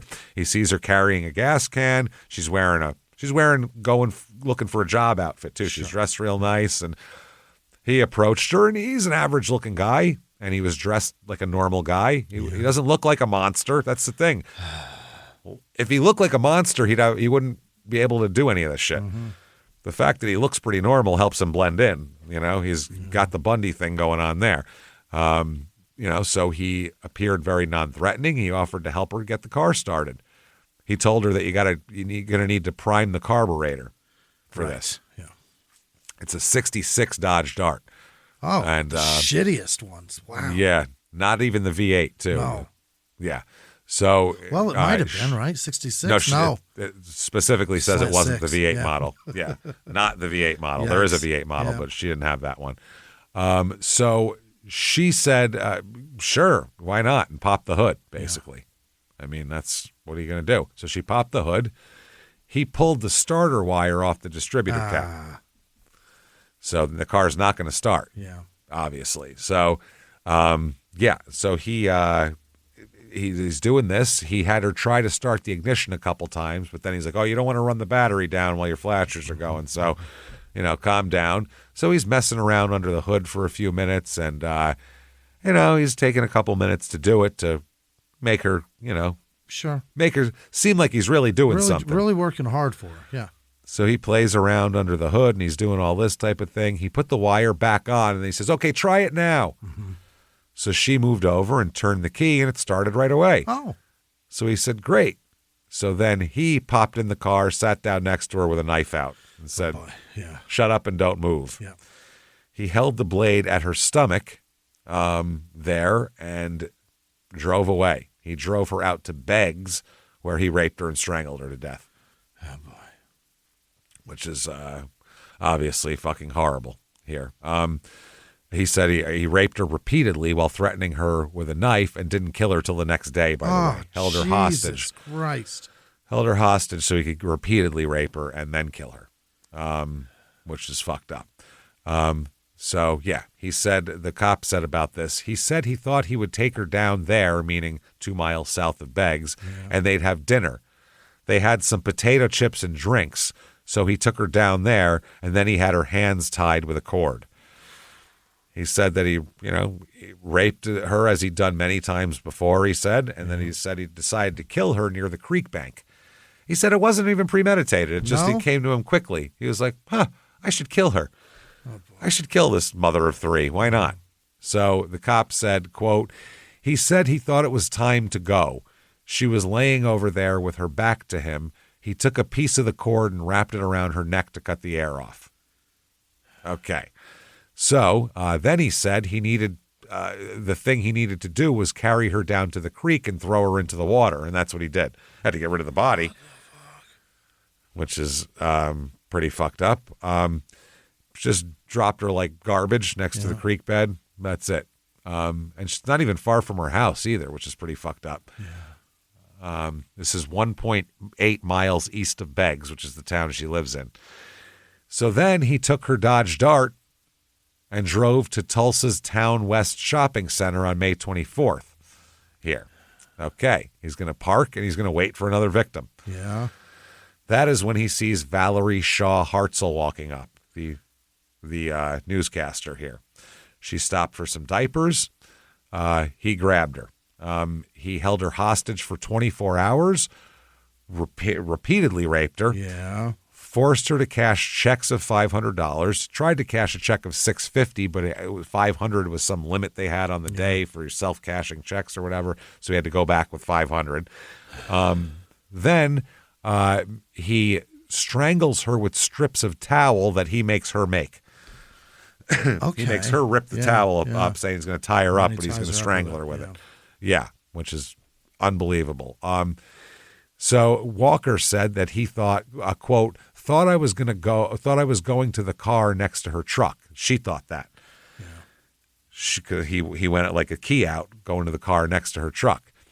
She unlocked her truck, and I walked up behind her. I had the knife, and I told her to get in. The thing that made her really upset was that there was 2 police officers in the parking lot that did not see this at all. Oh, my God, they didn't even see it. Didn't even see it. So he drove to the Kellyville oil lease where he kept her overnight and obviously attacked her all night long, which is fucking horrible. So she's got 3 kids and a husband named Randy at home waiting for her. Never comes home. Jesus Christ. They said at one point, Valerie Shaw Hartzell became very upset that the 2 police officers in the parking lot didn't see what happened. And he thought that was funny, Gary. Hilarious. He thought it was hilarious. So, yeah, kept her overnight in the truck there. The next morning, he drove around Tulsa with her before taking her to an isolated rural area of western Rogers County. There, he forced her to tear the towel into strips. This is a towel that's in her car that her husband uses to wipe the dew from the pickup truck's windows in the morning. Oh, boy. And, wow, these people are really prepared. She fills out warranty cards. He has a towel for morning dew. I live in New York, I never bring a towel to wipe the dew. That's wild. It's wet around there, right? Yeah, that just happens. That's crazy. These people are prepared. So he bound her hands with the towel, strangled her, and disposed of her body in a ravine. Okay. He then stopped at the Keatonville Hill grocery store there and bought a Dr. Pepper. Yeah. And went to a Claremore car wash, then bought Western boots, jeans, shirt, belt, and cowboy hat. He bought himself a fucking costume. Yeah. He's like, you know what? Yeah. It's almost Halloween. I think I'm a cowboy now. Great. He bought a full fucking rig, man. Yeah. Then he went to a local bar to play pool and drink beer, which is where he met that other guy. That's what you do, yeah. Yep. The next morning, he drove around Collinsville area. Jesus Christ. He talked about strangling her and all this type of shit. And he tied her hands. He said he used his hands and arms to put her in a sleeper hold. Yeah. That's how he killed her. He tied her up with the towel and then did that. Asked whether she fought back, he said, quote, well, sir, if you know what a sleeper hold is, there's not a heck of a lot you can do. They pass out real quick. Then he tied the towel strip around her neck and strangled her with it. Wow. So he just put her to sleep with the sleeper hold. So she's out, and that's kind of chicken shit, right? Yeah, put her out first and then did that. Jesus Christ, that is fucking insane. Then he drives the truck down to the same salvage yard that he sold Eddie's van. Yeah? This is a brand new truck. It's that year. Right. Brand fucking new. And sold the truck to this salvage yard guy, who apparently doesn't ask as many questions as the pawn shop guy does about a fucking club. Jesus Christ. Not real curious. Sell the club much easier. Yeah. Doesn't sweat the details, this guy. Doesn't care. So asked why he killed Valerie Shaw Hartzell, he said, I couldn't tell you any more than why the wind blows. Well, I mean, I could tell you why the wind blows. I mean, he couldn't. He should be able to, right? I don't think he went to science class very often. Right. I don't think he knows why the wind blows. He said, I didn't have no feelings at all. That's what he said. And feelings, without a G. Yep. Without a G in the paper and everything. Now, his voice during the confession is choked up. He's got some sobs at several times. He's remorseful, he says, and he wanted to do the right thing, and he believed that cooperating with the cops is the right thing. He said he was tired of running and lying. He says, this is the only way I know how. I hope and pray that people will understand, but I know they won't, but I just can't blame them for that. Nothing I can do about it. He said, I just want everybody to know that I'm sorry. He said he's obviously hurt, but not as much as the people who's lost loved ones. He said, I'll never be able to pay back what I took. Then he said, I just want them to let me go to court, plead guilty, and put me to death. There's nobody that's been any colder than I've been. Let's do that. Now, May 26, 1984, That's when he went on a drinking spree after he killed Valerie. He goes to Claremore and Tulsa, going on a drinking spree, then takes her truck to Veneta, where he then kidnaps another young woman, God damn it. holds her for a couple of days, raping her repeatedly. Right. He said later the girl was nice to him even after several rapes. He liked her and decided to let her go because he felt bad because she was so nice. They do that sometimes. It's the most fucked up thing, but there's no way to predict is the problem. Because sometimes if you're nice, that pisses them off. Yeah. You know what I mean? That makes them mad. They don't want you to like it. They want you to fucking fight and hate it. That's what they want. And be upset and hurt. Right. That's what they're into. Yeah. That's it's crazy. And then some guys are like, you can charm them basically. Yeah. And that's what happened here. He said he decided to let her live. He drove her back to a street near her home and let her go. Hey everybody, just going to take a quick break from the show to tell you about a new series from Prime Video, Lazarus. Oh, Harlan Coben's Lazarus. You know it. Best-selling mystery writer Harlan Coben, excellent writer, returns to television with a twisted tale of lies, murder, and long-buried family secrets. Excellent stuff. Harlan Coben has like 37 books, and they're all real page-turners where everything comes together at the end. He's excellent. And Harlan Coben's Lazarus stars Sam Claflin and Bill Nye and can only be seen on Prime Video. This looks cool. Seen the trailer. It looks like, and from what I've heard too from the actors and interviews, a lot of carnage going on here. Right. You want some blood? This is the place to do it. I'm telling you, binge it. Have a good time. It comes out October 22nd. Watch Harlan Coben's Lazarus, now streaming on Prime Video. Now back to the show.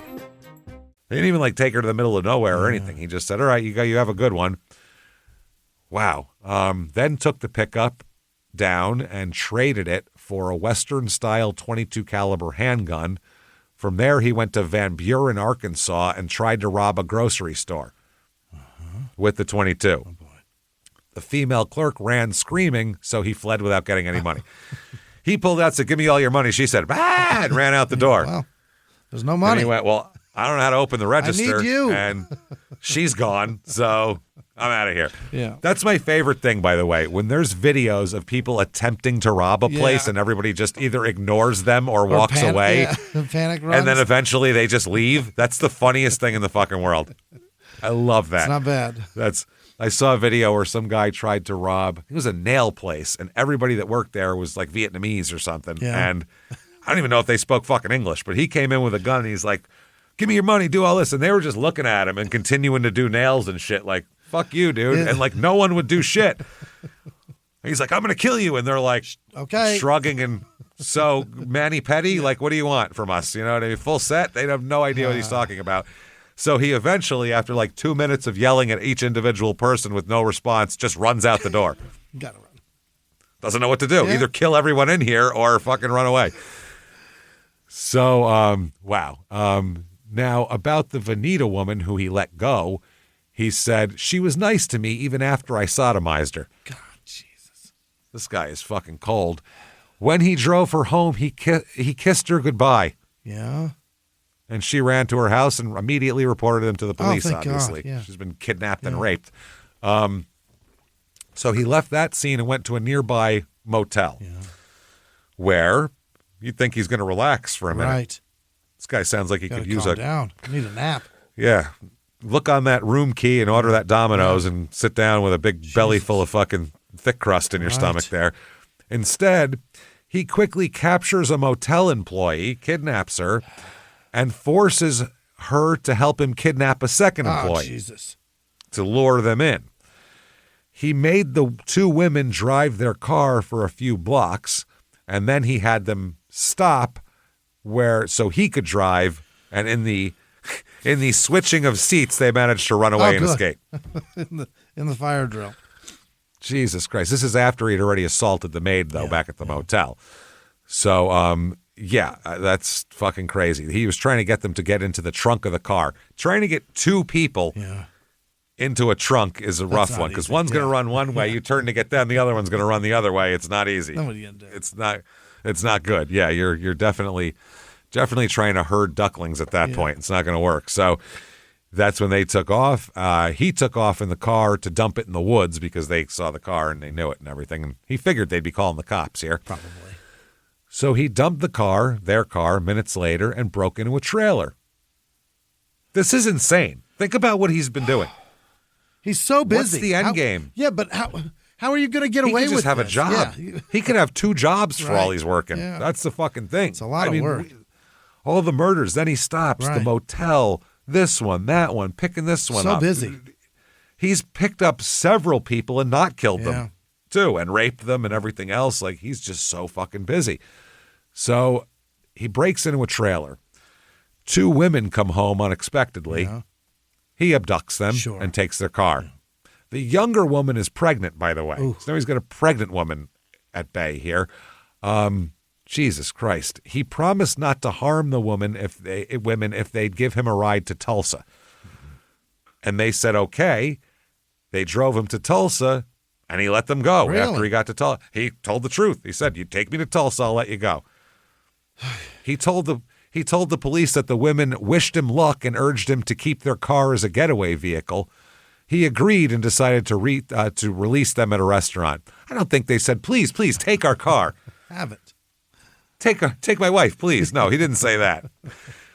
He said, I'm going to take your car and not kill you. And they said, yeah, no, totally take it. Great. Yeah. I don't give a fuck. Yeah, don't rape or kill either of us. Terrific. Right. Take the car. No problem. No, we want you to have it. That's probably what it was. Yeah. None of them had any money, though. And he stopped and sold the gun he had at Claremore. He gave the women some money and dropped them off. There's no rhyme or reason to what this man's going to do. Nothing. You never know what he's going to do. It might be the most brutal, crazy rape and murder. Yeah. It might be, you give me a ride, I threaten you, but you give me a ride, then I give you gas money and leave. Like you might get away unscathed entirely. It's so fucking weird. He even said that Walker said they offered to wait an hour before notifying the cops, and they actually did. Wow. They waited a fucking hour before they called the cops, just like they said. He said, quote, I kissed them both on the cheek. No. What the fuck is going on? Yeah. I mean, good for them. They figured out to cooperate, and it worked for them, but holy shit. So he decided on the afternoon of June 1st, it was a nice day, so he would drive to the area around Figure 5, which is Kentucky. Okay. With the states, Jesus Christ. Everybody's looking for him, by the way. Everybody. Yeah, they're all looking for him. Figure 5 is in Arkansas. It's a small community in Arkansas. It's one above the Figure 4. Oh. You know what I mean? The Figure 4 leg lock. Until you put the Figure 5 on them, they're giving up right away. Trouble. It's an unincorporated town in Crawford County, Arkansas. It's near Van Buren, Arkansas, which I think we've done as an episode. So Pauline Mulligan and her daughter Lori Smallwood went out shopping that day. When they get home, guess who's there in their small trailer? Is it Gary? It's fucking Gary hanging out in their small trailer. By the way, if you're looking for valuables to sell, maybe stop going to small rural trailers. Don't have much, Yeah, find a big-ass house and go break into that. What the fuck is wrong with you? They might have jewelry and shit. These people don't have jewelry. Probably, or anything expensive. Yeah. In that small trailer, he takes Pauline and her daughter Lori hostage, obviously. Now, he knew, in his mind, he needed the car and at least one of the women. Because he knows people are after him. Right. So he needs to have a hostage in case the shit gets hairy. So, yeah, that's what's going on here. And they have like fucking bloodhounds looking for him. I mean, there's literally everybody here. So this is goddamn crazy. Anyway, here we go. He made his way to their mobile home, and he broke in and waited, got the hostages, got them. He was hiding in the mobile home when they came home. He had found a gun in the bedroom. Oh, boy. 25 caliber he found, and it was loaded and ready to go. He rummaged through the house some more, and, he's doing all of this shit. He ate their food and everything while he waited for them. When they pulled up, Walker met Pauline as she came in her own front door. He held the gun on her. Pauline gets marched back outside to get her daughter. Lori held her hands up and did what she was told. He took cords to tie them up, forced them both into the trunk of Pauline's car after throwing out all of their groceries that they just came back with. Yeah. He had to empty the trunk of groceries to get them in the trunk. He also searched through their purses and threw the purses' contents all over the lawn as he was looking for money and keys. He took the keys for Mrs. Mulligan's car, then threatened both women with what he would do if they didn't get in the trunk. So they were like, okay, now they got in the trunk and took off. The husband, Mr. Mulligan, comes home around that time, and they live off this like dirt road in a rural area. Yeah. He pulls up. He told the police he returned home around noon that day and thought he saw someone he didn't know driving his car, but went, probably not my car. He passed them on the road. Look at that. They can drive a similar car as me. Yeah, look at that. Same car as me. Weird. Yeah. And he didn't see his wife or daughter with him. He just saw a guy driving a car. What's he going to do? Fucking throw it sideways in the middle of the road and go, your car looks like mine. Yeah. That's crazy. So that's how it goes. Now, his wife and daughter were in the trunk of the car. Oh, boy. As it passed him.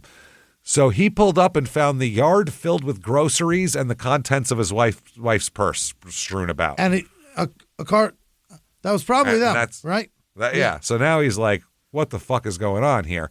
So that's strange. But they just waited to hear from them. They just sat and waited. Oh, they must be out. They'll be somewhere. Wow. Not long before, now they're going en route to Tulsa, Gary Walker moves the women from the trunk of the car to the front seat next to him. Come sit next to me. Oh, boy. Come cop a squat here next to me on the old bench seat. And they know nothing about him. They don't know what he's wanted for. They don't know anything. They just know he's a psychopath who held them at gunpoint and forced them into a trunk. They were terrified but compliant. They talked to him. They just talked to him about all sorts of small talk. They let him do most of the talking. They did everything. Now, they get to Claremore, Oklahoma, where out of nowhere, he decides the mom has to go in the trunk for a while again. He's tired of her. Yeah. So while in the trunk, she could hear her daughter's voice talking to Walker. And, the gun, he kept the gun on the seat pointed at her with his hand on it. She listened anxiously, she said, not wanting to hear her daughter be raped or killed or anything like that. So not long after he did whatever he had to do in Claremore, he moved her back to the front seat from the trunk. He's like, you're good. You can come up now.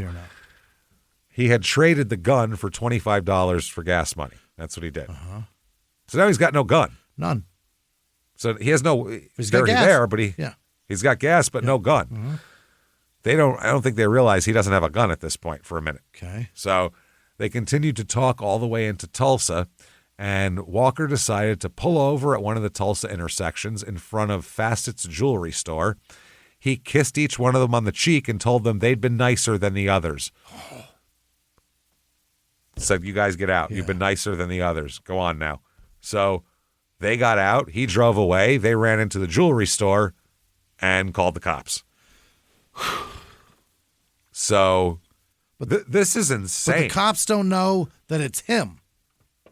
No, but they have an idea. It's the same description of everybody. And it just keeps happening. It just keeps happening. They just keep getting calls. Same guy attacking this people, kidnapping them in the trunk, raping, murdering, letting some people go with nice words for some reason. There's no rhyme or reason to what he's doing or when or why or how or what causes him to do things. It's the strangest thing in the fucking world. So the next day, on June 2nd, he's at a bar in Tulsa. And the cops are slowly kind of tightening the noose around him here.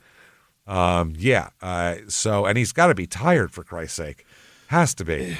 At some point, you're going to just quit, right? Yeah. I would imagine he goes, sleepy time now. That's why the tall fucker turned himself in. He was just tired, and he was done.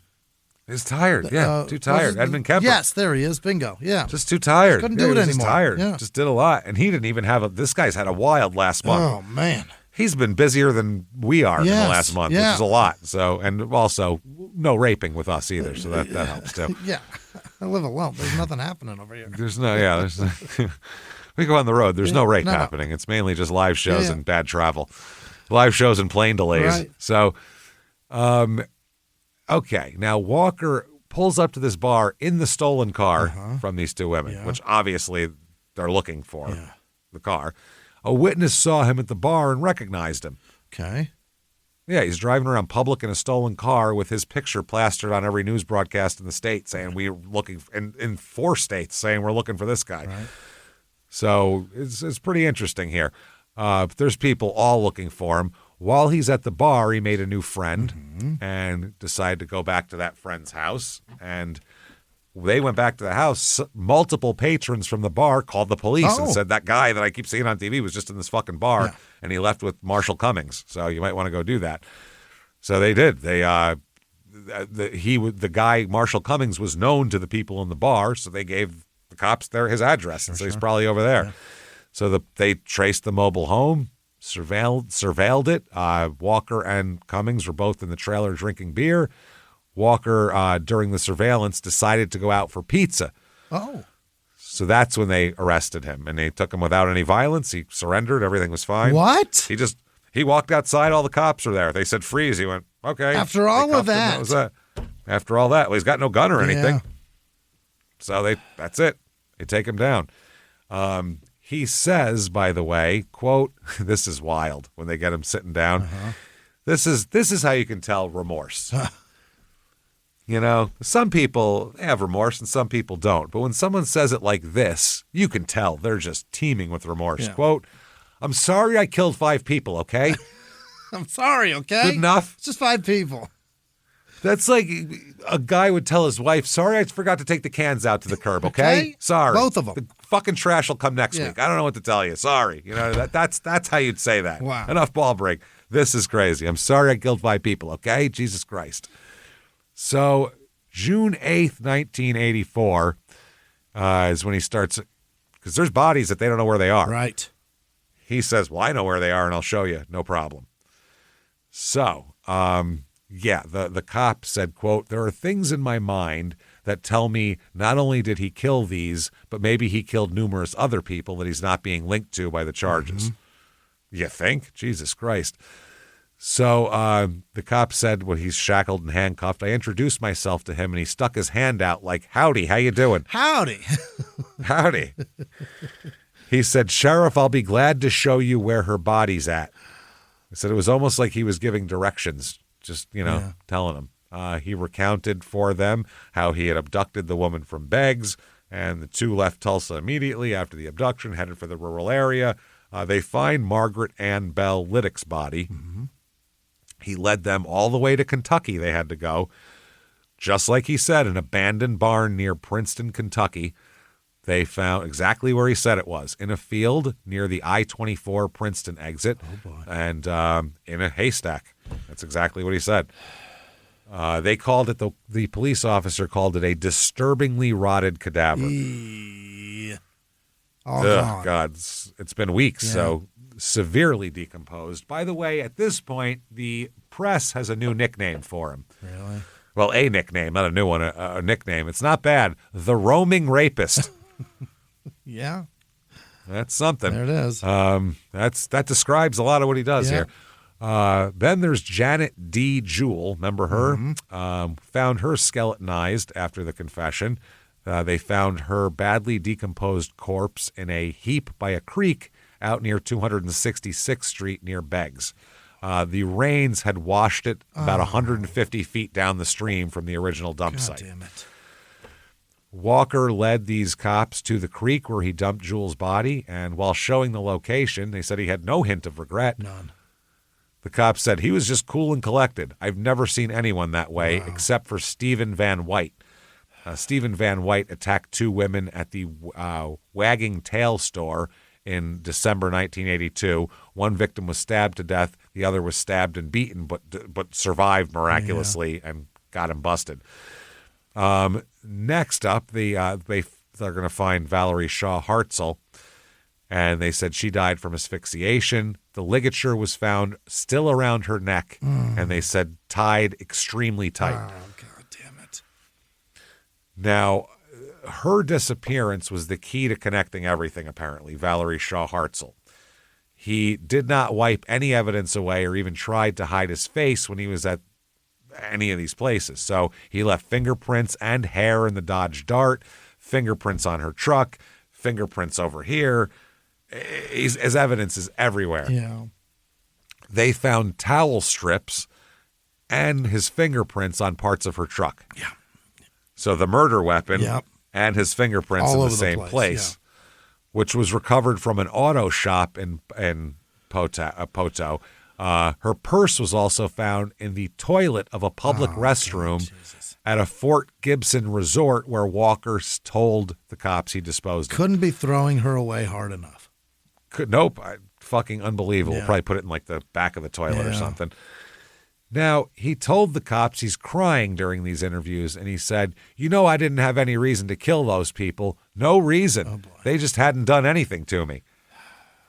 He would repeatedly say out loud, quote, if you really thought about why you did do it and couldn't figure out why, it seems like you'd stop, but I didn't. No.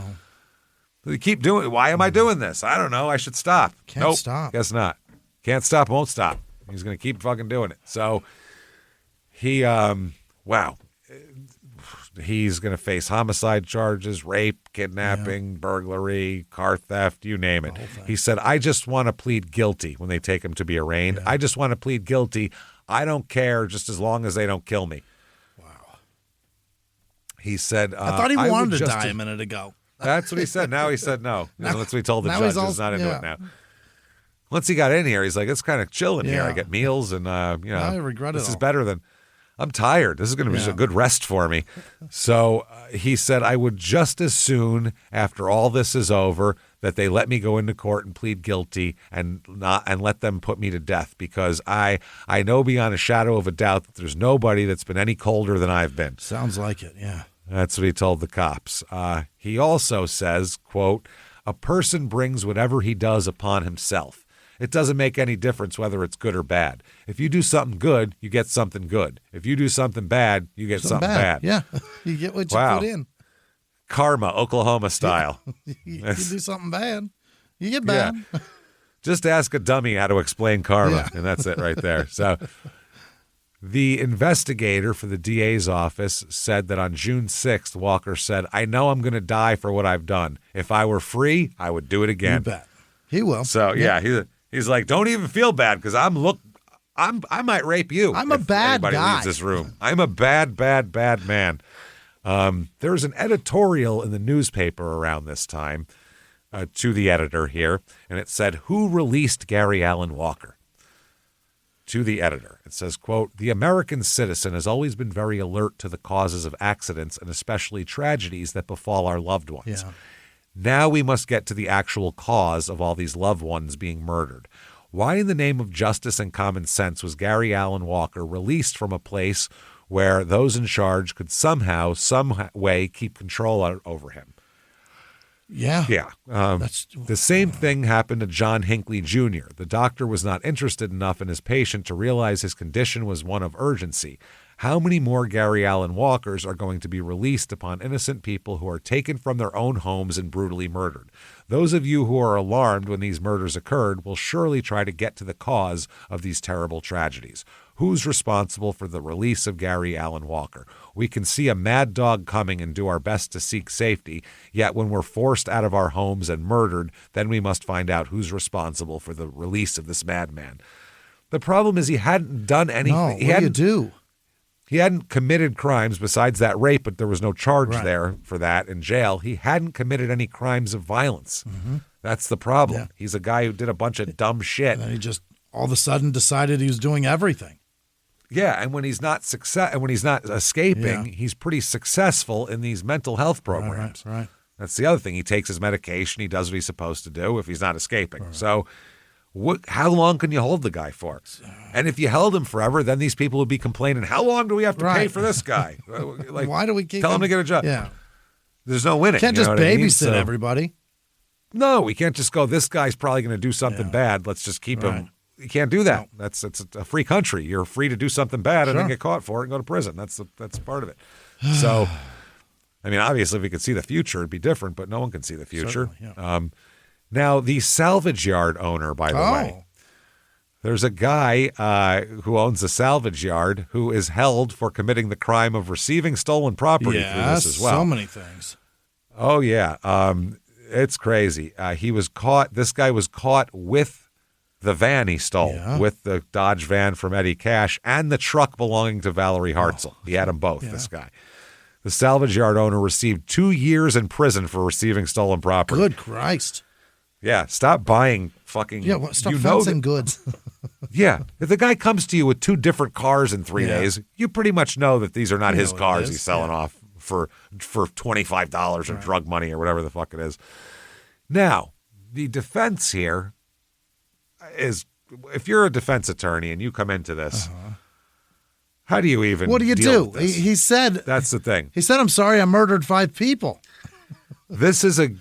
Totally. Yeah. This is a total John Wayne Gacy situation where, like, he's spilled it and then you come in and you go, what do you even do? I guess he's not competent. Right. He's been in mental institutions a whole bunch, got a bunch of electroconvulsive therapy. Maybe that's what we do.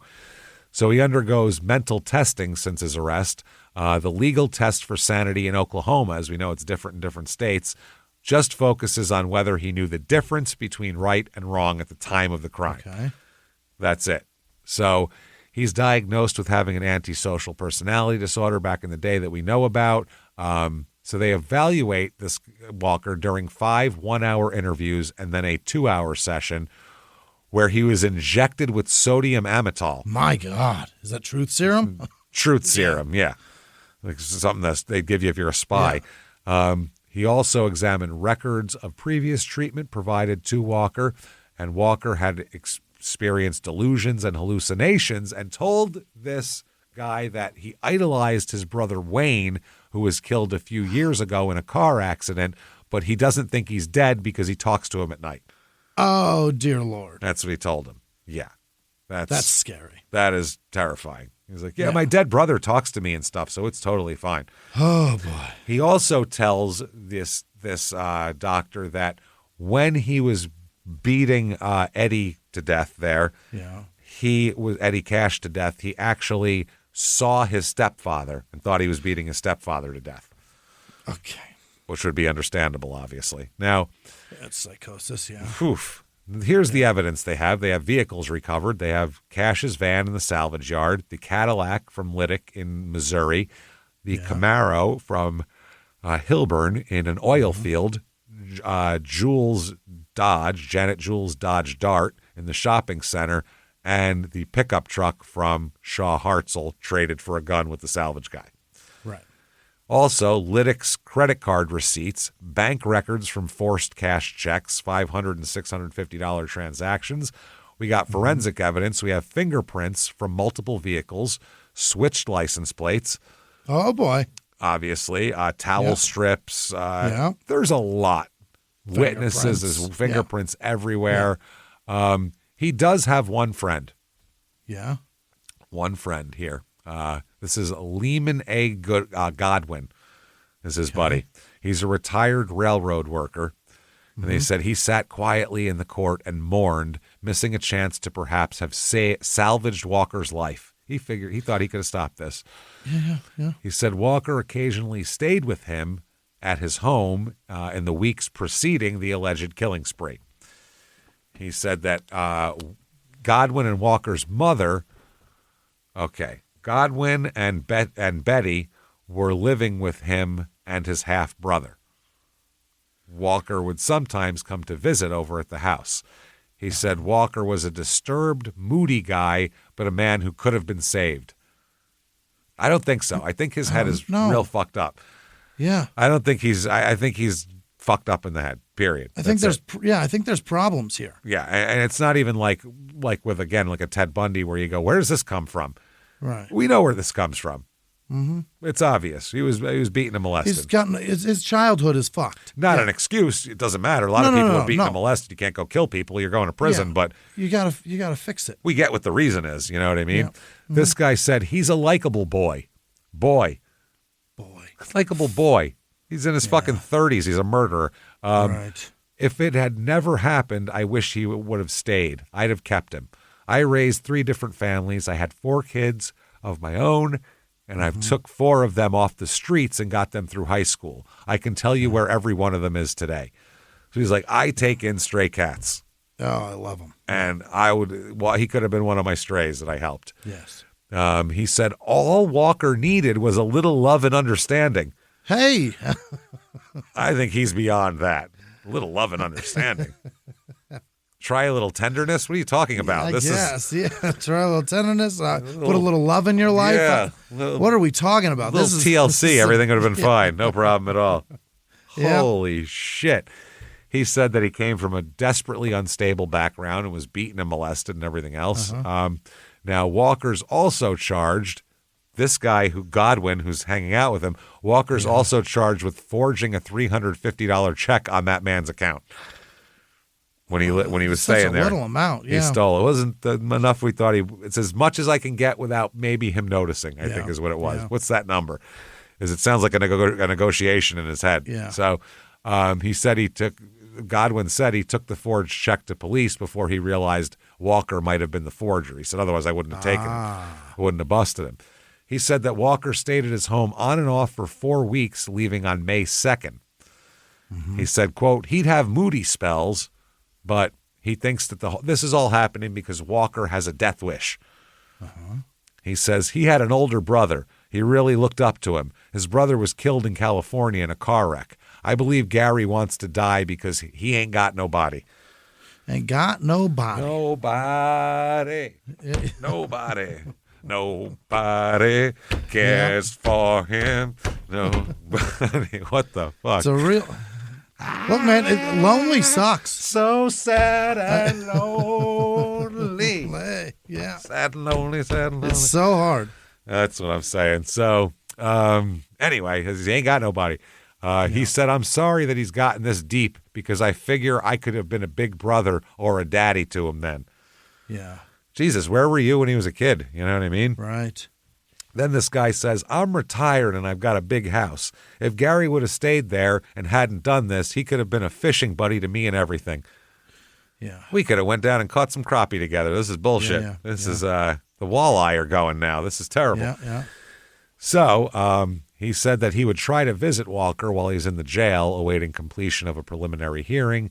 He said he last talked to Walker when he was in this guy's hometown for his initial appearance on the Jewel killing. He's gonna. All of this is separate. He's going to have to go to different jurisdictions for everything that he's going to here. He said, Gary told me, he said, I know I'm going to die, but I'd like to live long enough for them to find out why this happened and maybe prevent it from happening to somebody else. Yeah. Study my brain is what he said. Yeah. Okay, here comes court. By late 84, he's already going to trial. Oh, yeah. No time wasted. That was fast. Yeah. Real fast. Couple months. This is the Eddie Oliver Cash trial, the first man. Jury of 8 women and 4 men. They questioned 59 potential jurors, and they said potential members of the jury were asked about their views on the death penalty, whether they had formed an opinion about Gary's guilt or innocence based on news accounts, and what they thought about psychological or psychiatric testimony regarding mental disorders. Because his whole thing is, I'm fucking crazy. I'm nuts, obviously. Totally. The defense attorneys have tried to have his statements suppressed, but unsuccessfully. They're in. Yeah. He was read his rights and he gave statements, period. Yeah. What are you going to do there? So the prosecution here, in this trial, testimony by witnesses called indicated that Eddie Cash spent a normal Sunday chatting with neighbors, dining with his daughter, attending church, picked up a hitchhiker, and then ended up dead. That's how it happened. Now, they have Dr. Thomas Goodman, a Tulsa psychiatrist who testifies for the defense supporting an insanity plea. He reviewed records, conducted exams, including the sodium amytal deal, and his opinion was that Walker knew right from wrong but believed he was killing his stepfather. Okay. He said he's had psychotic episodes and severe disorders since age 13, and this is just part of it. Okay. Now, another psychiatrist examined Walker for all of this, and Walker, again to this guy, claimed he saw his stepfather and felt that it was not wrong to kill him. It was perfectly fine So it's perfectly allowed to kill your fucking. It's my stepdad. If I see his face, he's a dick. Throw a brick. That's it. So, accused here, he's going to testify. Yeah. And on the stand, Gary admits that he beat Eddie to death in an attempt to burglarize his home. Yeah. He made the admission while being questioned here. Now, wow, his whole strategy is, yes, I did it, but for all the right reasons, essentially. Right. So the jury's hearing the tape. They also hear the tape recording of his full confession of killing Eddie as well. Yeah. So they're like, okay. And he admitted that is his voice on the tape. Yep. I don't know what That's me. Yeah, and crazy. He's not really. He knows right from wrong. I mean, they'd have to think he's so delusional that he could look at one person and see another person. I guess that's the only way. Yeah, I mean, but if he sees. I don't know. He sees his dad. Well, you'd have to think he was so delusional that he sees things, literally has hallucinations, which is the definition of delusional. So, I mean, how you gonna do it? That's a tough one. Yeah, that's a tough fucking thing to convince people of. I was seeing my daddy. Were you now? Especially if he's sitting on the stand seeming reasonably lucid. You're like, unless he gets up on the stand and starts doing like the Three Stooges, slapping his face up and down and fucking doing that shit and doing some weird fucking Daffy Duck shit running around the room. I don't think you're going to get away with this. Tough to do. The verdict comes in. He's found guilty of everything. Car theft, burglary, murder, you name it. The whole damn thing. Whole ball of wax. He is guilty. That's for Eddie Cash. Now, the other murders get brought up during sentencing. They get submitted over defense objections here, obviously. So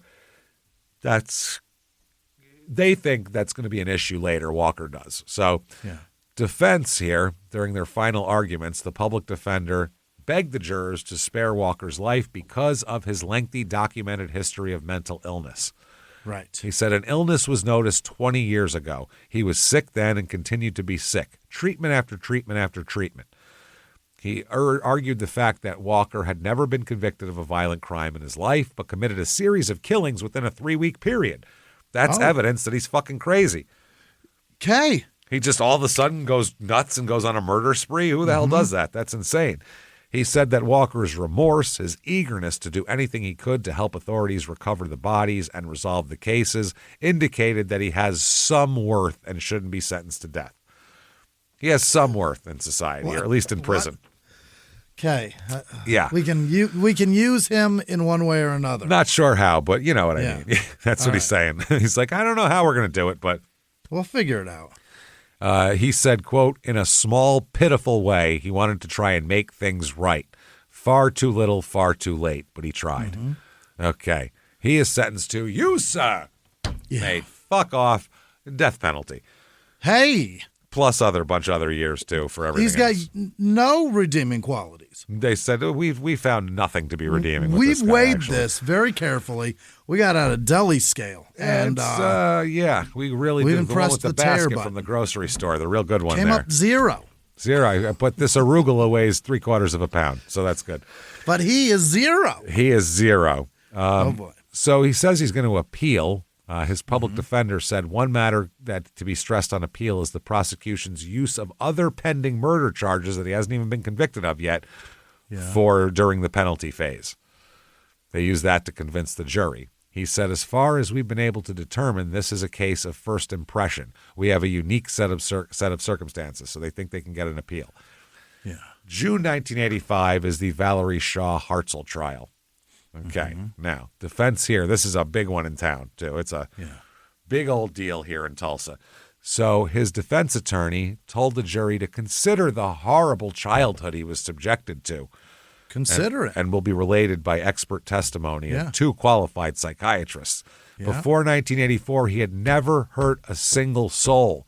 Can you tell me in 19 days he wasn't crazy, that something didn't happen? So he's going with this. This didn't work in the last trial, but he's going to try it again. No. They also talk about his past, beatings, sexual abuse, crushed testicles, and the like. Wash tub beatings. Testicles. You know. So they said that he has been in and out of state and federal mental institutions 11 times, diagnosed schizophrenic, manic depressive, and paranoid, saying, quote, he was wildly hallucinating and incredibly angry when he admitted when admitted to a Springfield mental institution in 1982. They said each time he was admitted, doctors would regulate the symptoms with mood-altering drugs, then release him. Okay. Which is kind of their job. Yeah, it's a state-run facility, so yes, it's not a private place where they're going to keep you forever. I'm not saying that's good. Yeah. I'm just saying the state is cheap, and they're not going to fucking pay for you to be in a mental institution forever, especially in the 80s when all that shit was getting slashed to nothing. Yeah. Mental health care was decimated in the 80s. I mean, fucking, we've never recovered. It's taken till today to start getting people to be to accept it and actually give it a run again. But I mean, the systems aren't there anymore, and they'll never be there right, again. Yeah, because all the funding was slashed for them. So no one's ever going to put more funding into that. No, that's never going to happen. So that's what's going on. Yeah. So anyway, they said doctors would just send him on his way. They said Walker's mental history and abuse and withdrawal from mood-altering medication pushed him to commit murder. Mm-hmm. He said, quote, he had an incredibly bizarre behavior after he was kicked out of the mental institution on February 7th, 1984. On May 25th, he killed Valerie Hartzell Shaw. So they're saying that he was released and he was off his meds, and the withdrawal from his meds and everything else made him do all of this. Okay. From February to May. It took 3 months for him to really get it going, but all right. Interesting. Now, the defense says, why are you blaming him? He wasn't alone when he attacked Valerie Shaw Hartzell. He's got an accomplice. Right. Oh, yeah. In his opening statement, they claim that several pieces of evidence raised the possibility that Walker may have been with another man when he allegedly kidnapped Hartzell from a Tulsa shopping center, held her overnight, and killed her. Now, he's made repeated statements to authorities saying he killed the woman and acted alone. Mm-hmm. But his defense is going to say different. He tells a 7-man, 5-woman jury that a drive-in bank teller will testify that he saw Hartzell on the day of her death with Walker and another man. Oh. Yeah. Walker's attorney admitted a number of facts tie his client to the murder, including the discovery of fingerprints inside her pickup truck. Quote, but as many facts are known in the case, that many more are unknown. Not only were the fingerprints of Gary Walker found, but there were fingerprints on some other person or persons. Wow. Now, the defense accuses the police of ignoring the bank teller's report, said that the teller, Terry McBroom, on 2 separate occasions identified both the woman and Walker from photographs, but couldn't identify the other guy. I think this person was just mistaken because there's no evidence of a second person here whatsoever. But he wants that person to be credited terribly. Yeah, real bad. Yeah. Really push that on the second person. Yeah. So the prosecution here says no. Probably didn't happen. Yeah. There's no 2 guys. He said the prosecutor said, I didn't see any evidence that I considered to be credible that there was more than one person involved in any of the Walker homicides. As far as a responsible investigation, that was considered. Okay. Now, here's where the second killer theory came from. Let's go. Not only the bank teller, but they apparently there was several. They said that McBroom, the bank teller's on the stand. They're talking about the truck color, and he got the truck color wrong. Oh. So he said, I'm just sure it was a truck. So the district attorney said, isn't it true you've changed your version of the story 3 times already? Uh-oh. Different colors, different people. And he said, McBroom, the teller, there's several versions of the story. I've lived the story many, many times. Okay, that doesn't mean shit. Everything you say, dismissed at that point. Also, the problem is Emil Shaw, who is Valerie's mother, told reporters on May 31st, 1984, that her daughter had been seen with 2 men at the bank. So she heard that report from the cops. The cops told her, the teller said she was with 2 men. She goes to the newspaper and tells them, and now everybody says there's 2 men. Okay. It was shit they didn't want released yet. But there's another person here, Sally Dick, who owns a grocery store in Keatonville, a town west of Claremore on State Highway 20. And Walker came into Dick's store on the day of the murder and bought 2 soft drinks. She said he bought a Pepsi Cola and an Orange Crush. We know this because they found the bottles in Valerie's truck later. Oh. Now, at Walker's preliminary hearing, a former sheriff said that Walker told him he stopped at the store after he killed Valerie. So why'd he buy 2 different sodas? So they're saying that's proof there was 2 people. There's 2 people. Bought a Pepsi and an Orange Crush. I got 2 drinks all the time. I was just going to say, maybe he wants orange later and Pepsi now. Who knows? I do that so much. It definitely doesn't mean there's 2 fucking people. No, we were on the road. I bought a Mexican Coke and a Mexican 7-Up. Does that mean that there's 2 of us? Just one guy. It's just me. Just got them for later. Yeah, just for later. That's all.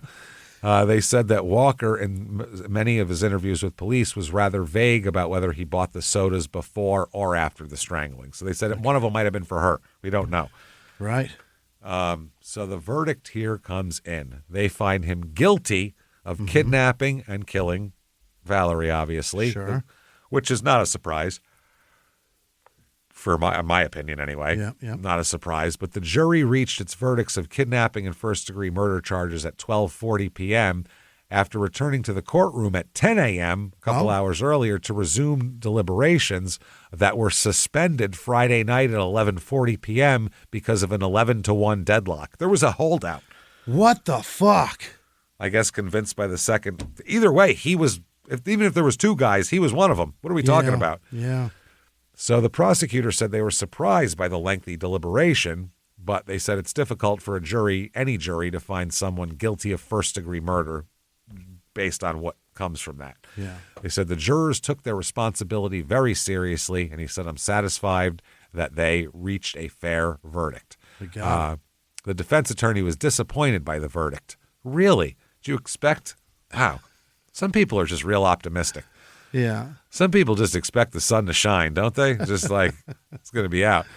He said, I think the jury had to ignore some unrefuted testimony given by 2 psychiatrists that Walker was insane. He said, this man was, and continues to be insane. That's what his lawyer says. Yeah. He says he believes the sentencing phase of the trial will go much quicker since the jury has come to grips with the problem of finding somebody guilty of first-degree murder. And he said that for Walker's sake, he would have preferred to continue through Saturday with the sentencing phase despite the weariness of all involved. Instead, they waited till Monday. Sentencing comes around. You, sir, may fuck off. Death penalty plus 110 years. Oh, boy. All consecutive sentences, too. Together. Oh, my. Like just all end-to-end lined up. So in trouble. Oh, absolutely. They deliberated 9 hours over 2 days, by the way, for this. Yeah. Wow. The jurors deliberated until late Monday, but announced they were split 7-5 on a recommendation of a sentence for Walker for death. Then the jury came back and said they had, all figured out. We got it. So now they're talking about, do we start doing plea deals for this guy or what? Do we? Well, the district attorney said that he spoke with his lawyer, with Walker's lawyer, after the second death penalty was given to Walker. Yeah. He said the conversation centered around the state entertaining plea deals of something less than death on the first-degree murder charge. He said that it was decided to recommend the maximum sentence on all other charges, but not the death penalty there. He said, we agreed that there was little likelihood that there would not be a conviction if the case went to trial. So what are we talking about here? The DA said that he could not see spending several $1,000s of the state's and county's money to obtain a third death penalty conviction against Walker, which would just be subject to appeal anyway.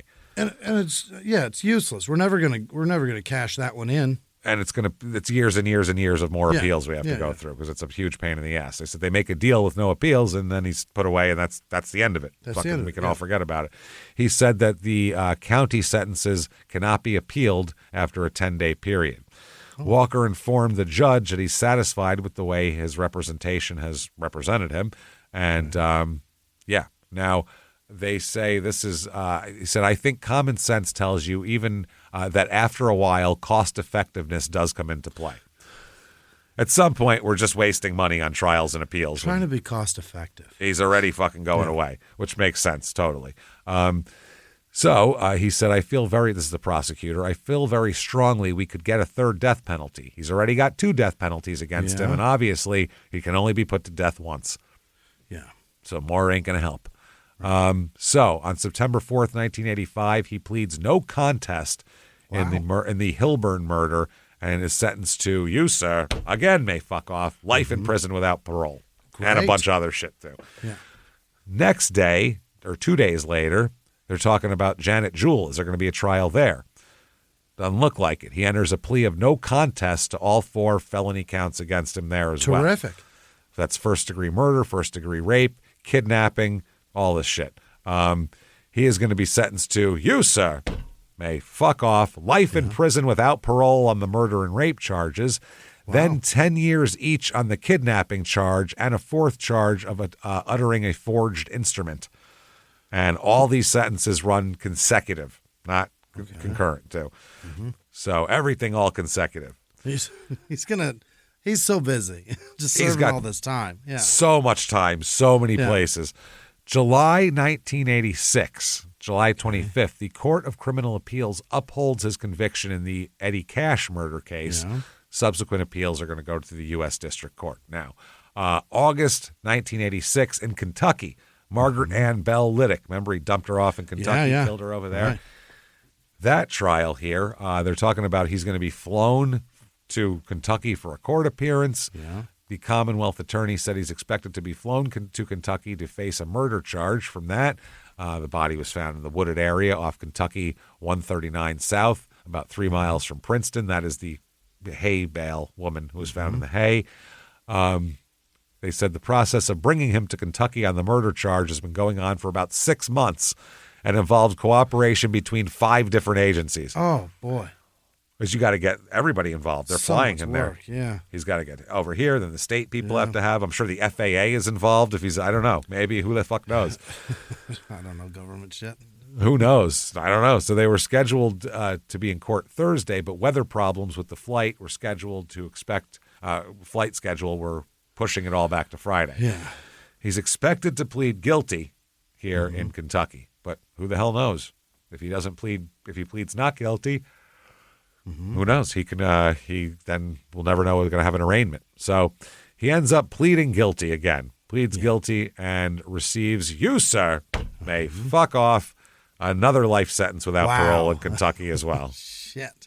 The chief prosecutor said he had been almost certain that Walker would admit to the kidnapping and rape of Margaret Bell. He said her body was found June 8th off Kentucky 139, 3 miles from Princeton. And so Walker had been transported to the Kentucky State Penitentiary to be held for trial, but he pleads guilty, so they send his ass back to Oklahoma. That's life plus 20 years. God damn. Off again. Yeah. Now, July 12th, 1986. You remember Marshall George Cummings Jr.? Where's he been?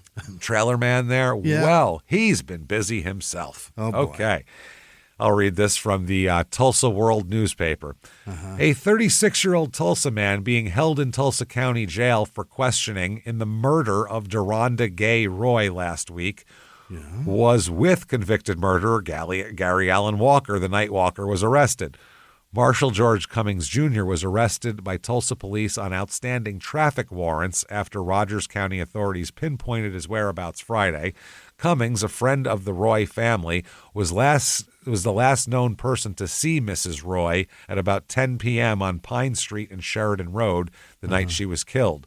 The 24-year-old Beggs woman's nude body was found in a secluded area of the Rocky Point Recreation Area. Her bra was wrapped around her neck, and she was strangled. The Rogers County asked Tulsa to place a hold on Cummings to allow them to question him. The hold, which required Tulsa to notify Rogers County authorities when Cummings was released, was still in effect, and they said Cummings is being held on 2 charges of no car insurance. That's what he's being held on. Nice. A $225 bond on each count there, and a $60 bond for speeding, and a $25 bond for no inspection sticker. That's traffic what he's being infractions. Held on. He's being held on literally $310 worth of bond, and he can't make it. The Rogers County prosecutor said there are similarities in the way Mrs. Roy was killed and the Walker murders, particularly the murder of Valerie Shaw Hartzell. The district attorney said that the method of strangulation was the same and both women's bodies were placed, not thrown in secluded areas. Oh. Placed very specifically. So that's a weird touch. That's frightening. Yeah. Was he what's going on? You know what I mean? Which one is which? Guy? Yeah. Yeah, that's fucking crazy. July 26th, 1986. The Oklahoma Court of Criminal Appeals has unanimously upheld the death sentence of Gary Allen Walker, who was convicted of killing a Broken Arrow man 2 years ago. Yeah. Walker also has been found guilty of murdering 3 women, as we know about there. So they said that Walker they keep talking about insanity, and the judge, Ed Parks, who presided over the 3-member appeals court, wrote the court's opinion upholding the death sentence and said the evidence in this case reveals that the appellant, in particularly calloused manner, bludgeoned an elderly man to death with a brick and strangled him with the cord from his own vacuum cleaner. Jesus. Would it have been less if he brought his vacuum cleaner to strangle him with? Maybe, yeah. His own, put a little stank on it. December 1986, the U.S. Supreme Court refuses to hear an appeal from Gary Allen Walker. Not a word out of you, sir. They declined to hear it. Yeah, him and another guy, another murderer from Oklahoma. They were rejected. All were decided by votes of 7-2. Okay. So the only ones that were dissenting were William Brennan and Thurgood Marshall, who opposed the death penalty. So they said no matter what, they're voting against it. February 21st, 1987, old Marshall Cummings Jr. there, oh boy, he pleads no contest to second-degree murder in that strangulation as well. Mm-hmm. So he's sentenced to 25 years in prison with half the term suspended. Oh. Holy shit, that's quite the plea 10 bargain. Years, then? He strangled a woman. And got 10 years. 25 years, has a 12 and a half he got. 12 and a half, yeah. What the fuck? Wow. He'd been charged with... Wow, they must not have had good evidence sweet against deal, him. yeah. That's the only thing I could think of, because otherwise they wouldn't, if that's a death penalty eligible case, they're not going to be like, give him 12 and a half, it's fine.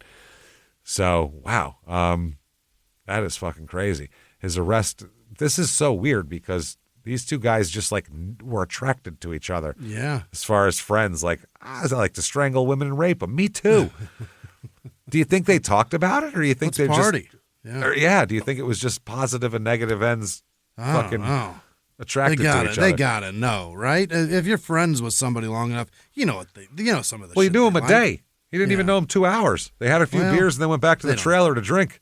They don't Who knows if they're talking about murder yet? They can't possibly. Not that'd yet, be right? That'd be crazy, wouldn't it? You know what I like to do. Wow. I mean, yeah. Woof, that sounds weird. Anyway, it's getting late. I'm going to run. Yeah. See me looking at my watch here. So June 1st, 1988, Gary wants a competency trial. Mm-hmm. He said that if the jury finds that he was incompetent and didn't understand the charges against him and could not aid in his legal defense, that the murder conviction could be nullified. Okay. So the district judge ruled that it's still feasible for a Tulsa jury to determine if Walker was competent when he was convicted 4 years ago. So, yeah, he set a mental health trial up for September 12th, 1988, which is interesting here. No competency hearing was held in November 84 when he was tried for the death of Eddie Cash. They didn't have a competency hearing. They just had psychiatrists testify for him. So that's very interesting. This is his first actual competency test. Yeah. Apparently, in the Hartzell trial, a judge denied funds for additional mental testing for him. Okay. Now, the assistant appellate public defender, Lloyd McCoy, said that if brain tests had been authorized, there's a good possibility that a brain tumor would have been detected. Really? They're like, he must have a fucking brain tumor if he's acting like this. It's a good possibility. I mean, yeah, it seems like it. Christ. So he is found competent. Mm-hmm. They said after a trial for this or a court hearing, they said there's clear and convincing evidence. He failed to present clear and convincing evidence that he was incompetent and could not aid in his defense and didn't understand the nature of his charge. So he can keep on fucking off. All right. November of 1988, there is another federal case that, if it goes a certain way could wipe away his death penalty. Oh? Yes. They say, quote, if a federal court decision in another Oklahoma case stands up, the Tulsa County death sentence of convicted multiple murderer Gary Allen Walker will be reversed, a prosecutor said. Moreover, the ruling threatens all Oklahoma death sentences. In particular, jeopardy are those cases where a defendant offered any kind of mitigating evidence at all. Okay. They said that Walker's death sentence is history if this is law, the new one. Last month, apparently, the 10th U.S. Circuit Court of Appeals overturned a 1978 death sentence handed to Robin Leroy Parks. The simple absence of the word mere from a standard instruction to Oklahoma jurors was crucial in the decision. Mere. Just an exclusion. In a 33-page decision, the circuit court spent 5 pages on it, the prosecutor said. It's a little surprising that a modifier like mere has such a significance.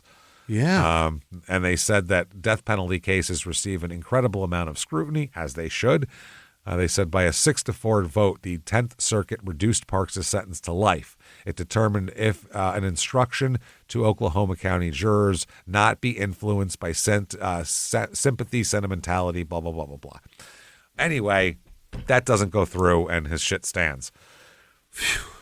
1990. Uh-huh. He's going to appeal the Valerie Shaw Hartzell thing here. Just that one?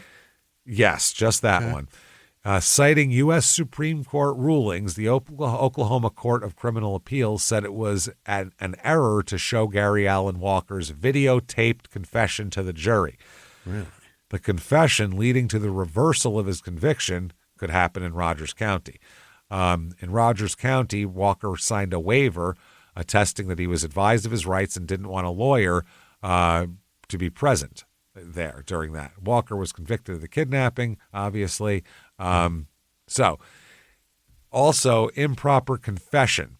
His public defender is appointed to represent him and said that he counseled the appellant for approximately an hour and a half on June 6th and 2 hours on the 7th, and said that he informed Walker that he would be present in any future interviews with authorities, that the appellant would be warned of any attempts to move him. So, think about what that is. He gets arrested. He has a lawyer, Tulsa County public defender. The counsel tells him, he informed him that I'll be present in all future interviews, and told the cops the same thing. If you interview him, talk to me. With the authorities said that he would be, also they told him that the lawyer will be told if there's any attempts to move him to a different facility. Okay. So essentially, he's got to beg to talk to you after that and say, I don't want my lawyer. I waive my Miranda rights, like Dahmer did. Right. Okay. Why do they want to do that?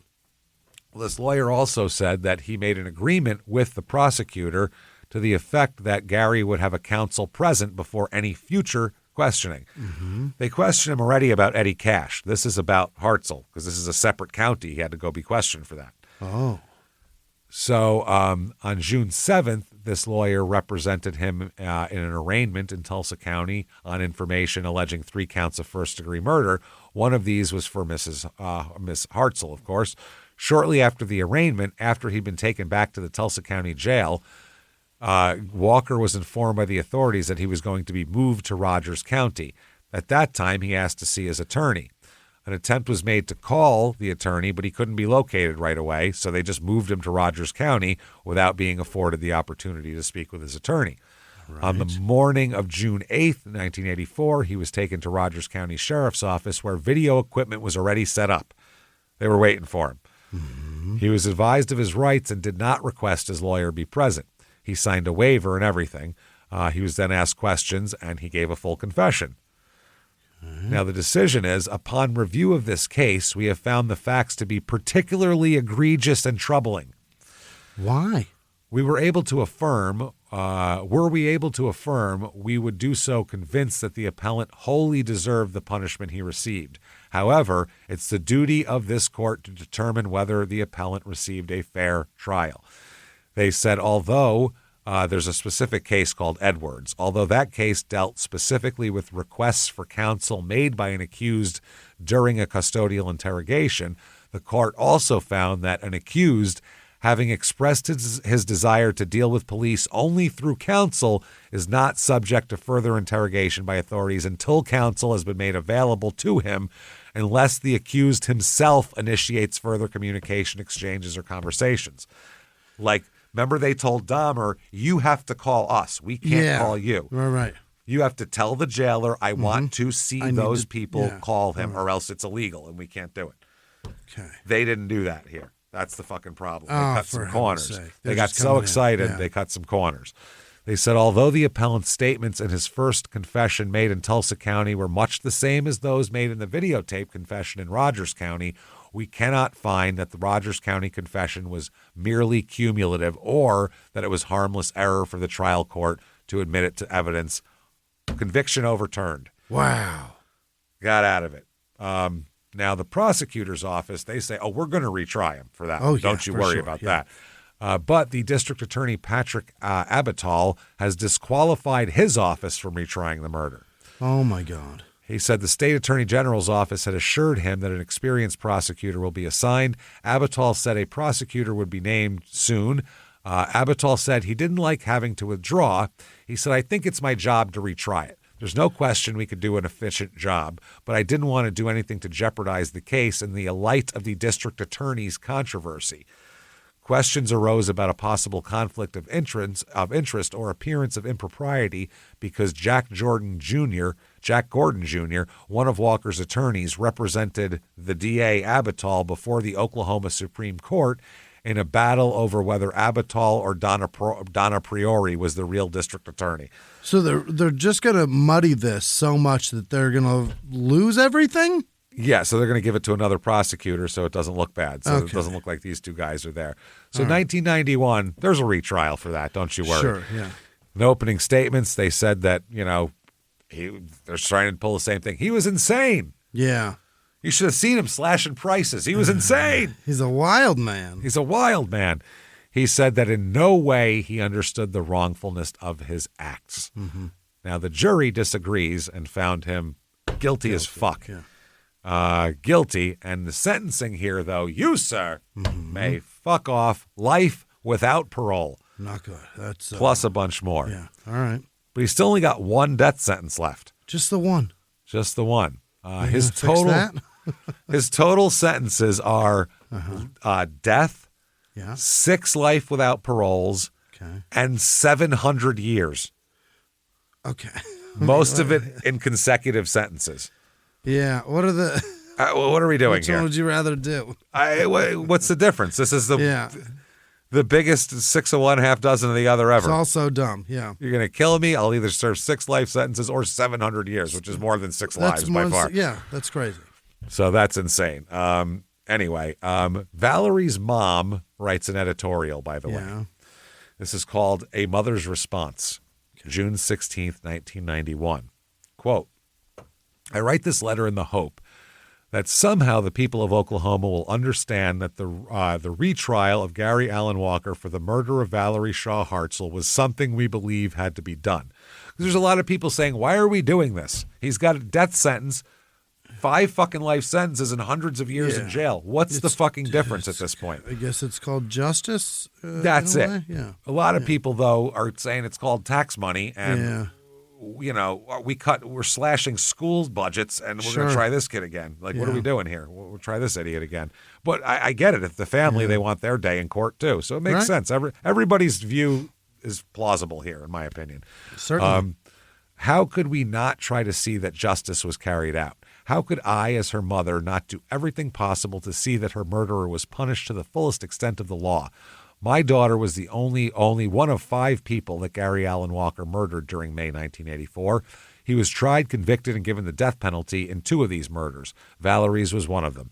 The other families were convinced to accept a plea bargain for life imprisonment, perhaps not knowing that life imprisonment does not necessarily mean imprisonment for the rest of your life. Sure. These were life without parole, so they do in this case, which she knows that. That's intellectually dishonest, I'll be honest. You know what I mean? She knows what she's doing, and that's not... It's not what he was sentenced to. So strategic game there. Yeah, it's factually wrong, but trying to fire people up. But that's fine. Your daughter's dead. I get it. So She said the criminal becomes eligible for parole and can actually be released from prison after a few years. Oh. Not if it's life without parole plus 700 years. That's not going to happen. Maybe on a couple of things, but not... You know what I mean? Like maybe a charge will get knocked off, but that's because he's been in prison for a while. Exactly. And give it some more time, another one's going to get knocked off. If he sticks around for 700 years, they're all going to get knocked off. All of them. Yeah, eventually. So, I mean, like I said, I totally understand where the woman's coming from, but that's just not honest. So the trial and conviction of Walker for the murder of Valerie was overturned by the Oklahoma Court of Appeals because, according to them, Walker's, quote, rights had been violated. Never put rights in quotes. We've all got, he's got rights. Listen, we all have rights, and you would want rights too. So that's one thing I don't like is like if someone gets caught for something, people are like, he shouldn't have any rights. No, we are better than them. That's the point. That's what we're doing. We're actually doing this in a realistic way that's reasonable, and we're humans. Yeah, and we're not animals. So that's the difference. That's how we show them that they're wrong. Yeah, because we don't act like animals. So anyway, he said his rights have been violated. Now he only has one death penalty. Will that one be overturned also? Okay. Fucking maybe if it wasn't done right. That's how we do shit. Yeah. Rogers County District Attorney Gene Haynes and the family of Valerie Shaw Hartzell wanted another trial. We felt and still feel that Walker deserves the death penalty, but in this trial, the jury was not even allowed to vote on it. Oh. Because they didn't want to deal with the appeals of it, so that's what they were going for, was life without. That's the point. Judge James Sontag of Newata County, in his infinite wisdom, decided to deny the prosecution the right to put on the aggravating circumstances that would allow the jury the right to consider the death penalty. In my opinion, Judge Sontag became judge and jury. The justice system failed. Did we read off the list of his sentences? He's got 700 years plus death, plus life. I think justice was served. I mean, it sucks because obviously you'd like to take the guy and kill him 17 times over and make you feel better for your daughter, but that's just not how life works. You'd love for it to be the dark ages where you get to just go draw home down quarter and the man, but do what you want. That's not how we do things. That's fine. Yeah. Like I said, I get her emotions. It's totally understandable. Valerie's husband and son, my other two daughters, and I have not only have to suffer the overwhelming grief of losing a wife, mother, sister, and daughter at the hands of a cold-blooded murderer, but we also have to suffer again and again at the hands of the, quote, criminal justice system. Criminal justice system. They tried him once, death penalty. They tried him again, life without parole. How are they abusing you and kicking you? I don't understand it. It's criminal justice system. They didn't tell. They didn't tell you to go fuck off. They gave you what you wanted. Yeah. If she wasn't famous, they would have said, listen, we're taking a plea deal. Yeah. If this lady wasn't an editorial writing machine, they would have just taken the plea deal, I bet, if the family didn't care. They don't want to why bother with all this? They could have got the same sentence just doing a plea deal with him. So she says, I just want to thank everyone who supported us in this effort. It's been difficult. It's been a difficult time for our family, but it does help to know there are many out there who do care about justice and become just as enraged as we do when justice does not prevail. But yeah, again, that's just, if it was you up there or your kid up there and they maybe didn't do it, you'd want every chance to get out of it. Not that this guy deserves that, but everybody does, unfortunately. If one person gets it, we all do. There it is. That's it. So March, did you bring enough gum for everybody? No? Well, sorry. Throw it away. Throw it away. March 1994, he is set to be executed. Already. So he's been given, though, a stay of execution to file a petition for post-conviction relief. A judge, U.S. district judge, scheduled the execution, and after the petition was filed, the Oklahoma Attorney General's office has until May 23rd to file a response here. So anyway, he's got all this shit going on. 1999, he wants clemency. Oh, really? Yeah, he wants clemency. He takes it all back. Well, his attorney said that they may ask the court to stop the requested execution of him because of his physical and mental condition. He's not feeling real well. Yeah. You know? Gerald McCoy, not fun, of Oklahoma City, said his client's condition may have left him incompetent to be executed. He said a person cannot be executed if he doesn't understand why he's being put to death. McCoy also plans to ask the Oklahoma Pardon and Parole Board for clemency. If they grant clemency, it would have to be approved by the governor as well, and the governor's a very staunch death penalty supporter, so that ain't going to fucking happen. The lawyer said, I think any inmate should ask for clemency. Even though we have a bunch of hard-headed and hard-hearted people, if we don't continue the process, it may go away. That's fair. Then January 12th, 2000, my man's out of options here.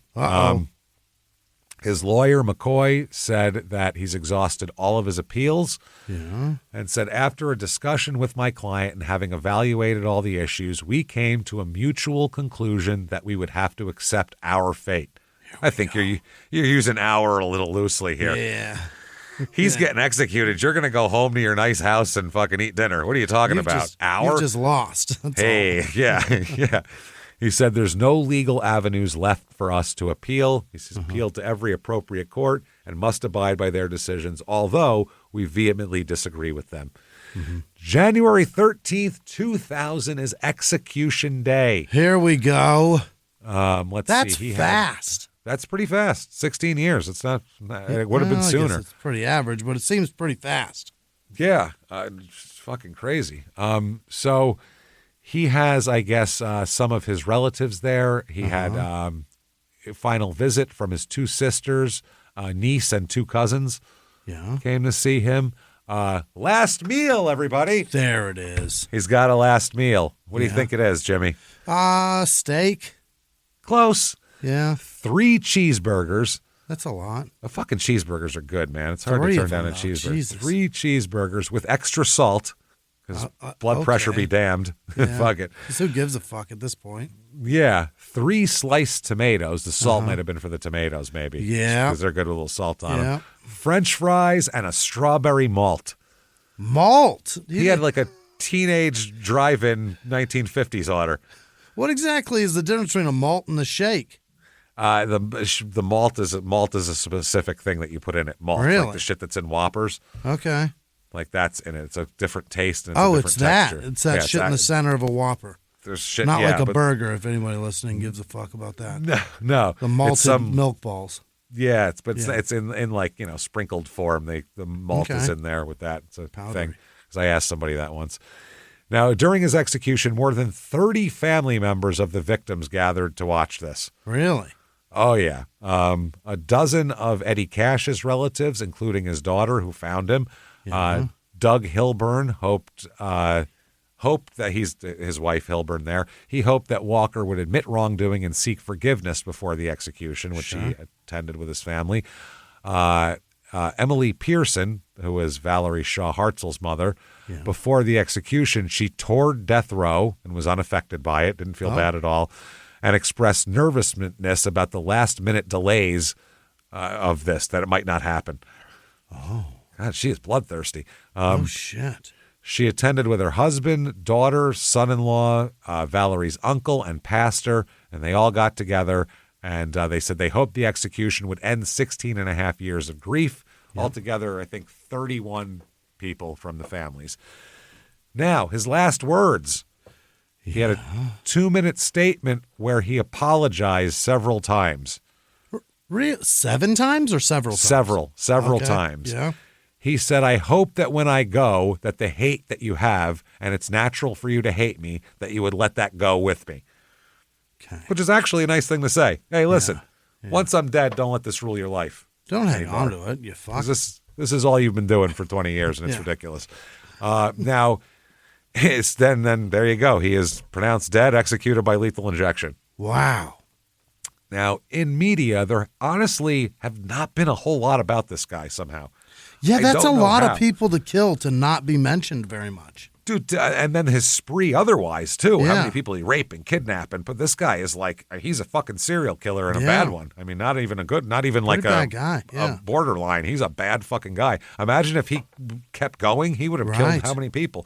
So there was something in 2007, the Crime Stories show. I don't even know what channel that's on or was on at the time.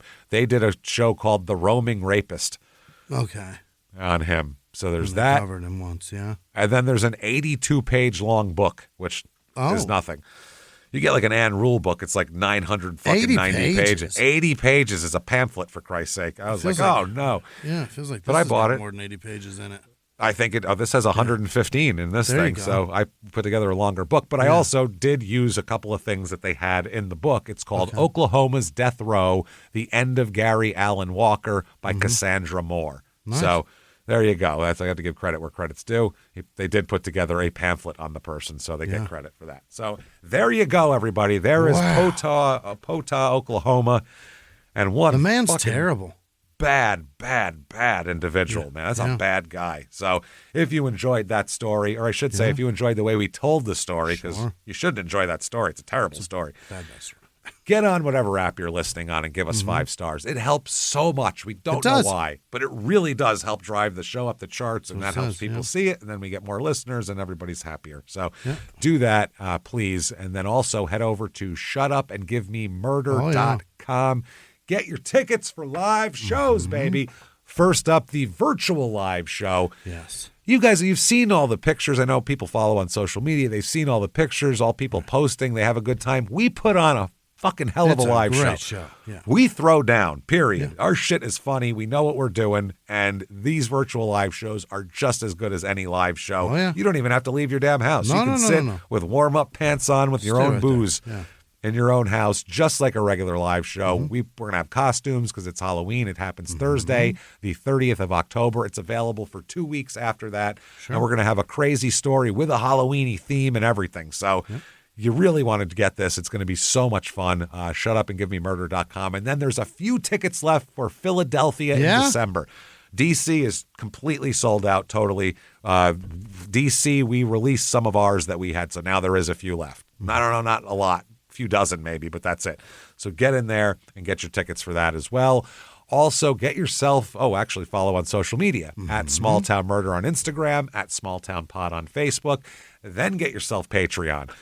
Patreon.com/Crime in Sports, which is the name of our other podcast you should be listening to, along with your stupid opinions as well, which is fucking hilarious. You get Patreon, first of all, anybody $5 a month or above, immediately upon subscription, you're going to get hundreds of back episodes of bonus stuff you've never heard before. And there's good shit in there, too. It's an awesome catalog, so well worth $5. Then you get new ones every other week, as if that wasn't enough. And this week, what you're going to get, like we always do, one Crime in Sports, one Small Town Murder, and you get it all. This week for Crime in Sports, we are going to talk about somebody with almost as many rape accusations as this guy. Deshaun Watson here, who was a mess, and still in the league somehow. Right. None of these charges come to fruition. It's all alleged. We don't know. Yeah, he's there. He's there. He's owns a uniform that they give him. He's got a locker with his name on it. You know what I mean? To show up. Then for Small Town Murder, we're going to do Internet Salad again, which is where it's just a little breather here, where it's going to be just fun and comedy. We're going to go all over the internet like we do and just make fun of anything that's happening a little bit no politics is our rule here. Nothing. That's no fun. We don't want to hear that shit from us anyway. So this will be to get your mind off of the world. We will talk about that comedy festival in Saudi Arabia a bit, though, because we've been asked a lot about that. So we definitely want to give our opinions there. That's patreon.com/crime and sports. And in addition to that, you get a shout out at the end of the show, too, which is coming up in a second. But you also get every goddamn thing that we do. Crime and Sports, Your Stupid Opinion, Small Town Murder, all ad-free. Yes. With your subscription as well. You can't fucking beat that. Ad-free. That's amazing stuff here. And you get a shout out. Jimmy, hit me with the names of the most fantastic people in the world who keep this show going and honestly are just people we fucking love. Yeah. Give me the list, Jimmy. I need it right now. This week's executive producers are Adrian and Jason, who just got engaged. I found out because Danae Pruner told me. She's a very nice Congrats, I guess. Enjoy your engagement. Gary Howard in Grayson, Kentucky. I guess you're not doing Instagram anymore. Gary. What did you say? I said good luck. Oh, yeah. That's not the best. Gary. Tim, Vranazan. Thank you, Tim. And then isn't that a rice brand. Vranazan, is it? I don't. Vranazan. I don't know. It might be like a New Orleans rice thing. Perhaps. Oh, Zatarain. Never mind. Zatarain. Zatarans. Yeah, I remember the commercial. Okay, never mind. And then Pioneer Inc. or Pioneer. I don't know. They gave us a very nice. Thank you so much. And Exact Tax Solutions did it too for all your tax and Pioneer needs. See them, I guess. Excellent. Thank you very much. Thank Jessica you Lane. so much. Also, thanks, Jessica. Yes, pay your taxes. Don't go to jail. Other producers this week, Peyton Meadows, Happy Hour, checking in Lakenhurst, New Jersey. Ryan Bender. Wow, way out. I don't know where that is. Lakehurst, not Lakenhurst. New Jersey. They're usually in like Arkansas. He's usually in Texas. Yeah. Nice. Shiraz, I think. Chris Shiraz. Lexi Padron. Elisa Sells. Kate Palmer. Cindy Shepard. John with no last name. BK McGinnis. Brianna Brown. Miller Time. Brooke Kelly. Tori Sandberg. Nicole Carney. Devin Rose. Sean Kissler. RKMK. Allie Smith, Tara with no last name, Ross Crawford, Joff Eli, maybe it's Jeff. Joffali. No, the O is way over there. I don't know what it is. Jill McGard, Coda Perney, Ariel Sipple, Brenna Talbert, Jenny Johnson, Aubrey with no last name, Jennifer Hatfield, Lenny with no last name, Christian Vandeveer, Penelope Polecat. Okay. Tori Weckerly, Nugent, Holly Conway, Andrew Powley, Lydia Stefan, Emma Paul, Megan Finn, Michelle with no last name, Veronica Johnson, Shauna Edwards, Paul Cafaro, Gretchen Smith, Janelle Davis, Devin with no last name, Julie with no last name, Dustin Tricky, Jonah with no last name, Katie Rasmussen, Kristen Ezadine, Jennifer Allen, Amy H, Les with no last name, Ken Private, Jeff Turner, what is this? Samantha DeWitt, Morgan with no last name, Christine Von Knockelstein, Emily Lynn Spencer, Rat Fink, 707, Rarar, Rachel R, Donnie with no last name, Heidi Hoffman, Brianna Croco, Shy Royce, Bubbly City Matt, Nicholas W., D.W. Welters, Andrew Edwards, Jason Vale, Aaron Giza, Nicole Galay, Baru, Kelsey Macada, Emma with no last name, Kathy with no last name, Adriana Conklin, Sean Whiting, Faltered with no last name, Melanie Pruitt, Cheryl Corley, Quoshia Moultrie, Darren Ellis, Allison Ochiltree, Crystal Ruiz, Carla Ortiz, J.E. Cook, Dave Duncan, Emily with no last name, J.P. Williams, Sarah Lee, they make the best ones, Adrian with no last name, like Becky Smith, you don't like him? I said nobody doesn't like her. Nobody does it better, that's why. Jennifer McVetti, Thomas Greeley, Zeka Crook, Zika, Lizzie Deshane, Mark McDonald, Becky Smith, Cowboy Joe, I think I said that, Kimberly Cohen, Penny Lawrence, Jen Clemens, Lauren McCarthy, Bethany with no last name, Deborah Colgan, Becca G, Amanda LeBrecq, Giselle M, Ava Donaldson, Amy Stonecker, Hope Schutz, Elvira, it's probably Elvira, right? Fiatco, it's Bori with no last name, Sarah Taylor, Trep Gabbard, Haley Ferguson, Bridget Bennett, Carol with no last name, Colleen Pacocha, Amy with no last name, Molly Schaefer, that's almost a bad word, Keegan Coulter, Connor Van Sickle, Tony Baker, Caitlin with no last name, David with no last name, Lundy Schneider, Hillary McKinney, Danielle McCullough, Hernan Villegas, What the Hobbs, Susan Stitt, Jody Blades, Mackenzie Hackett, Alexis Garcia, Joseph with no last name, Peggy with no last name, Zenaida Pickett, Aaron A. Archibald, and all of our patrons. You're the best. Thank you so much. Thank you so much, everybody. You're amazing. beautiful, fantastic bastards. We cannot thank you enough for all that you do for us. Honestly, just thank you so much. If you want to follow us on social media, head over to shutupandgivememurder.com. There's a drop-down menu where you can get all your tickets and all the follows. Everything's there. Do that. Keep coming back every week and hanging out with us. And until next week, everybody, it's been our pleasure. Bye.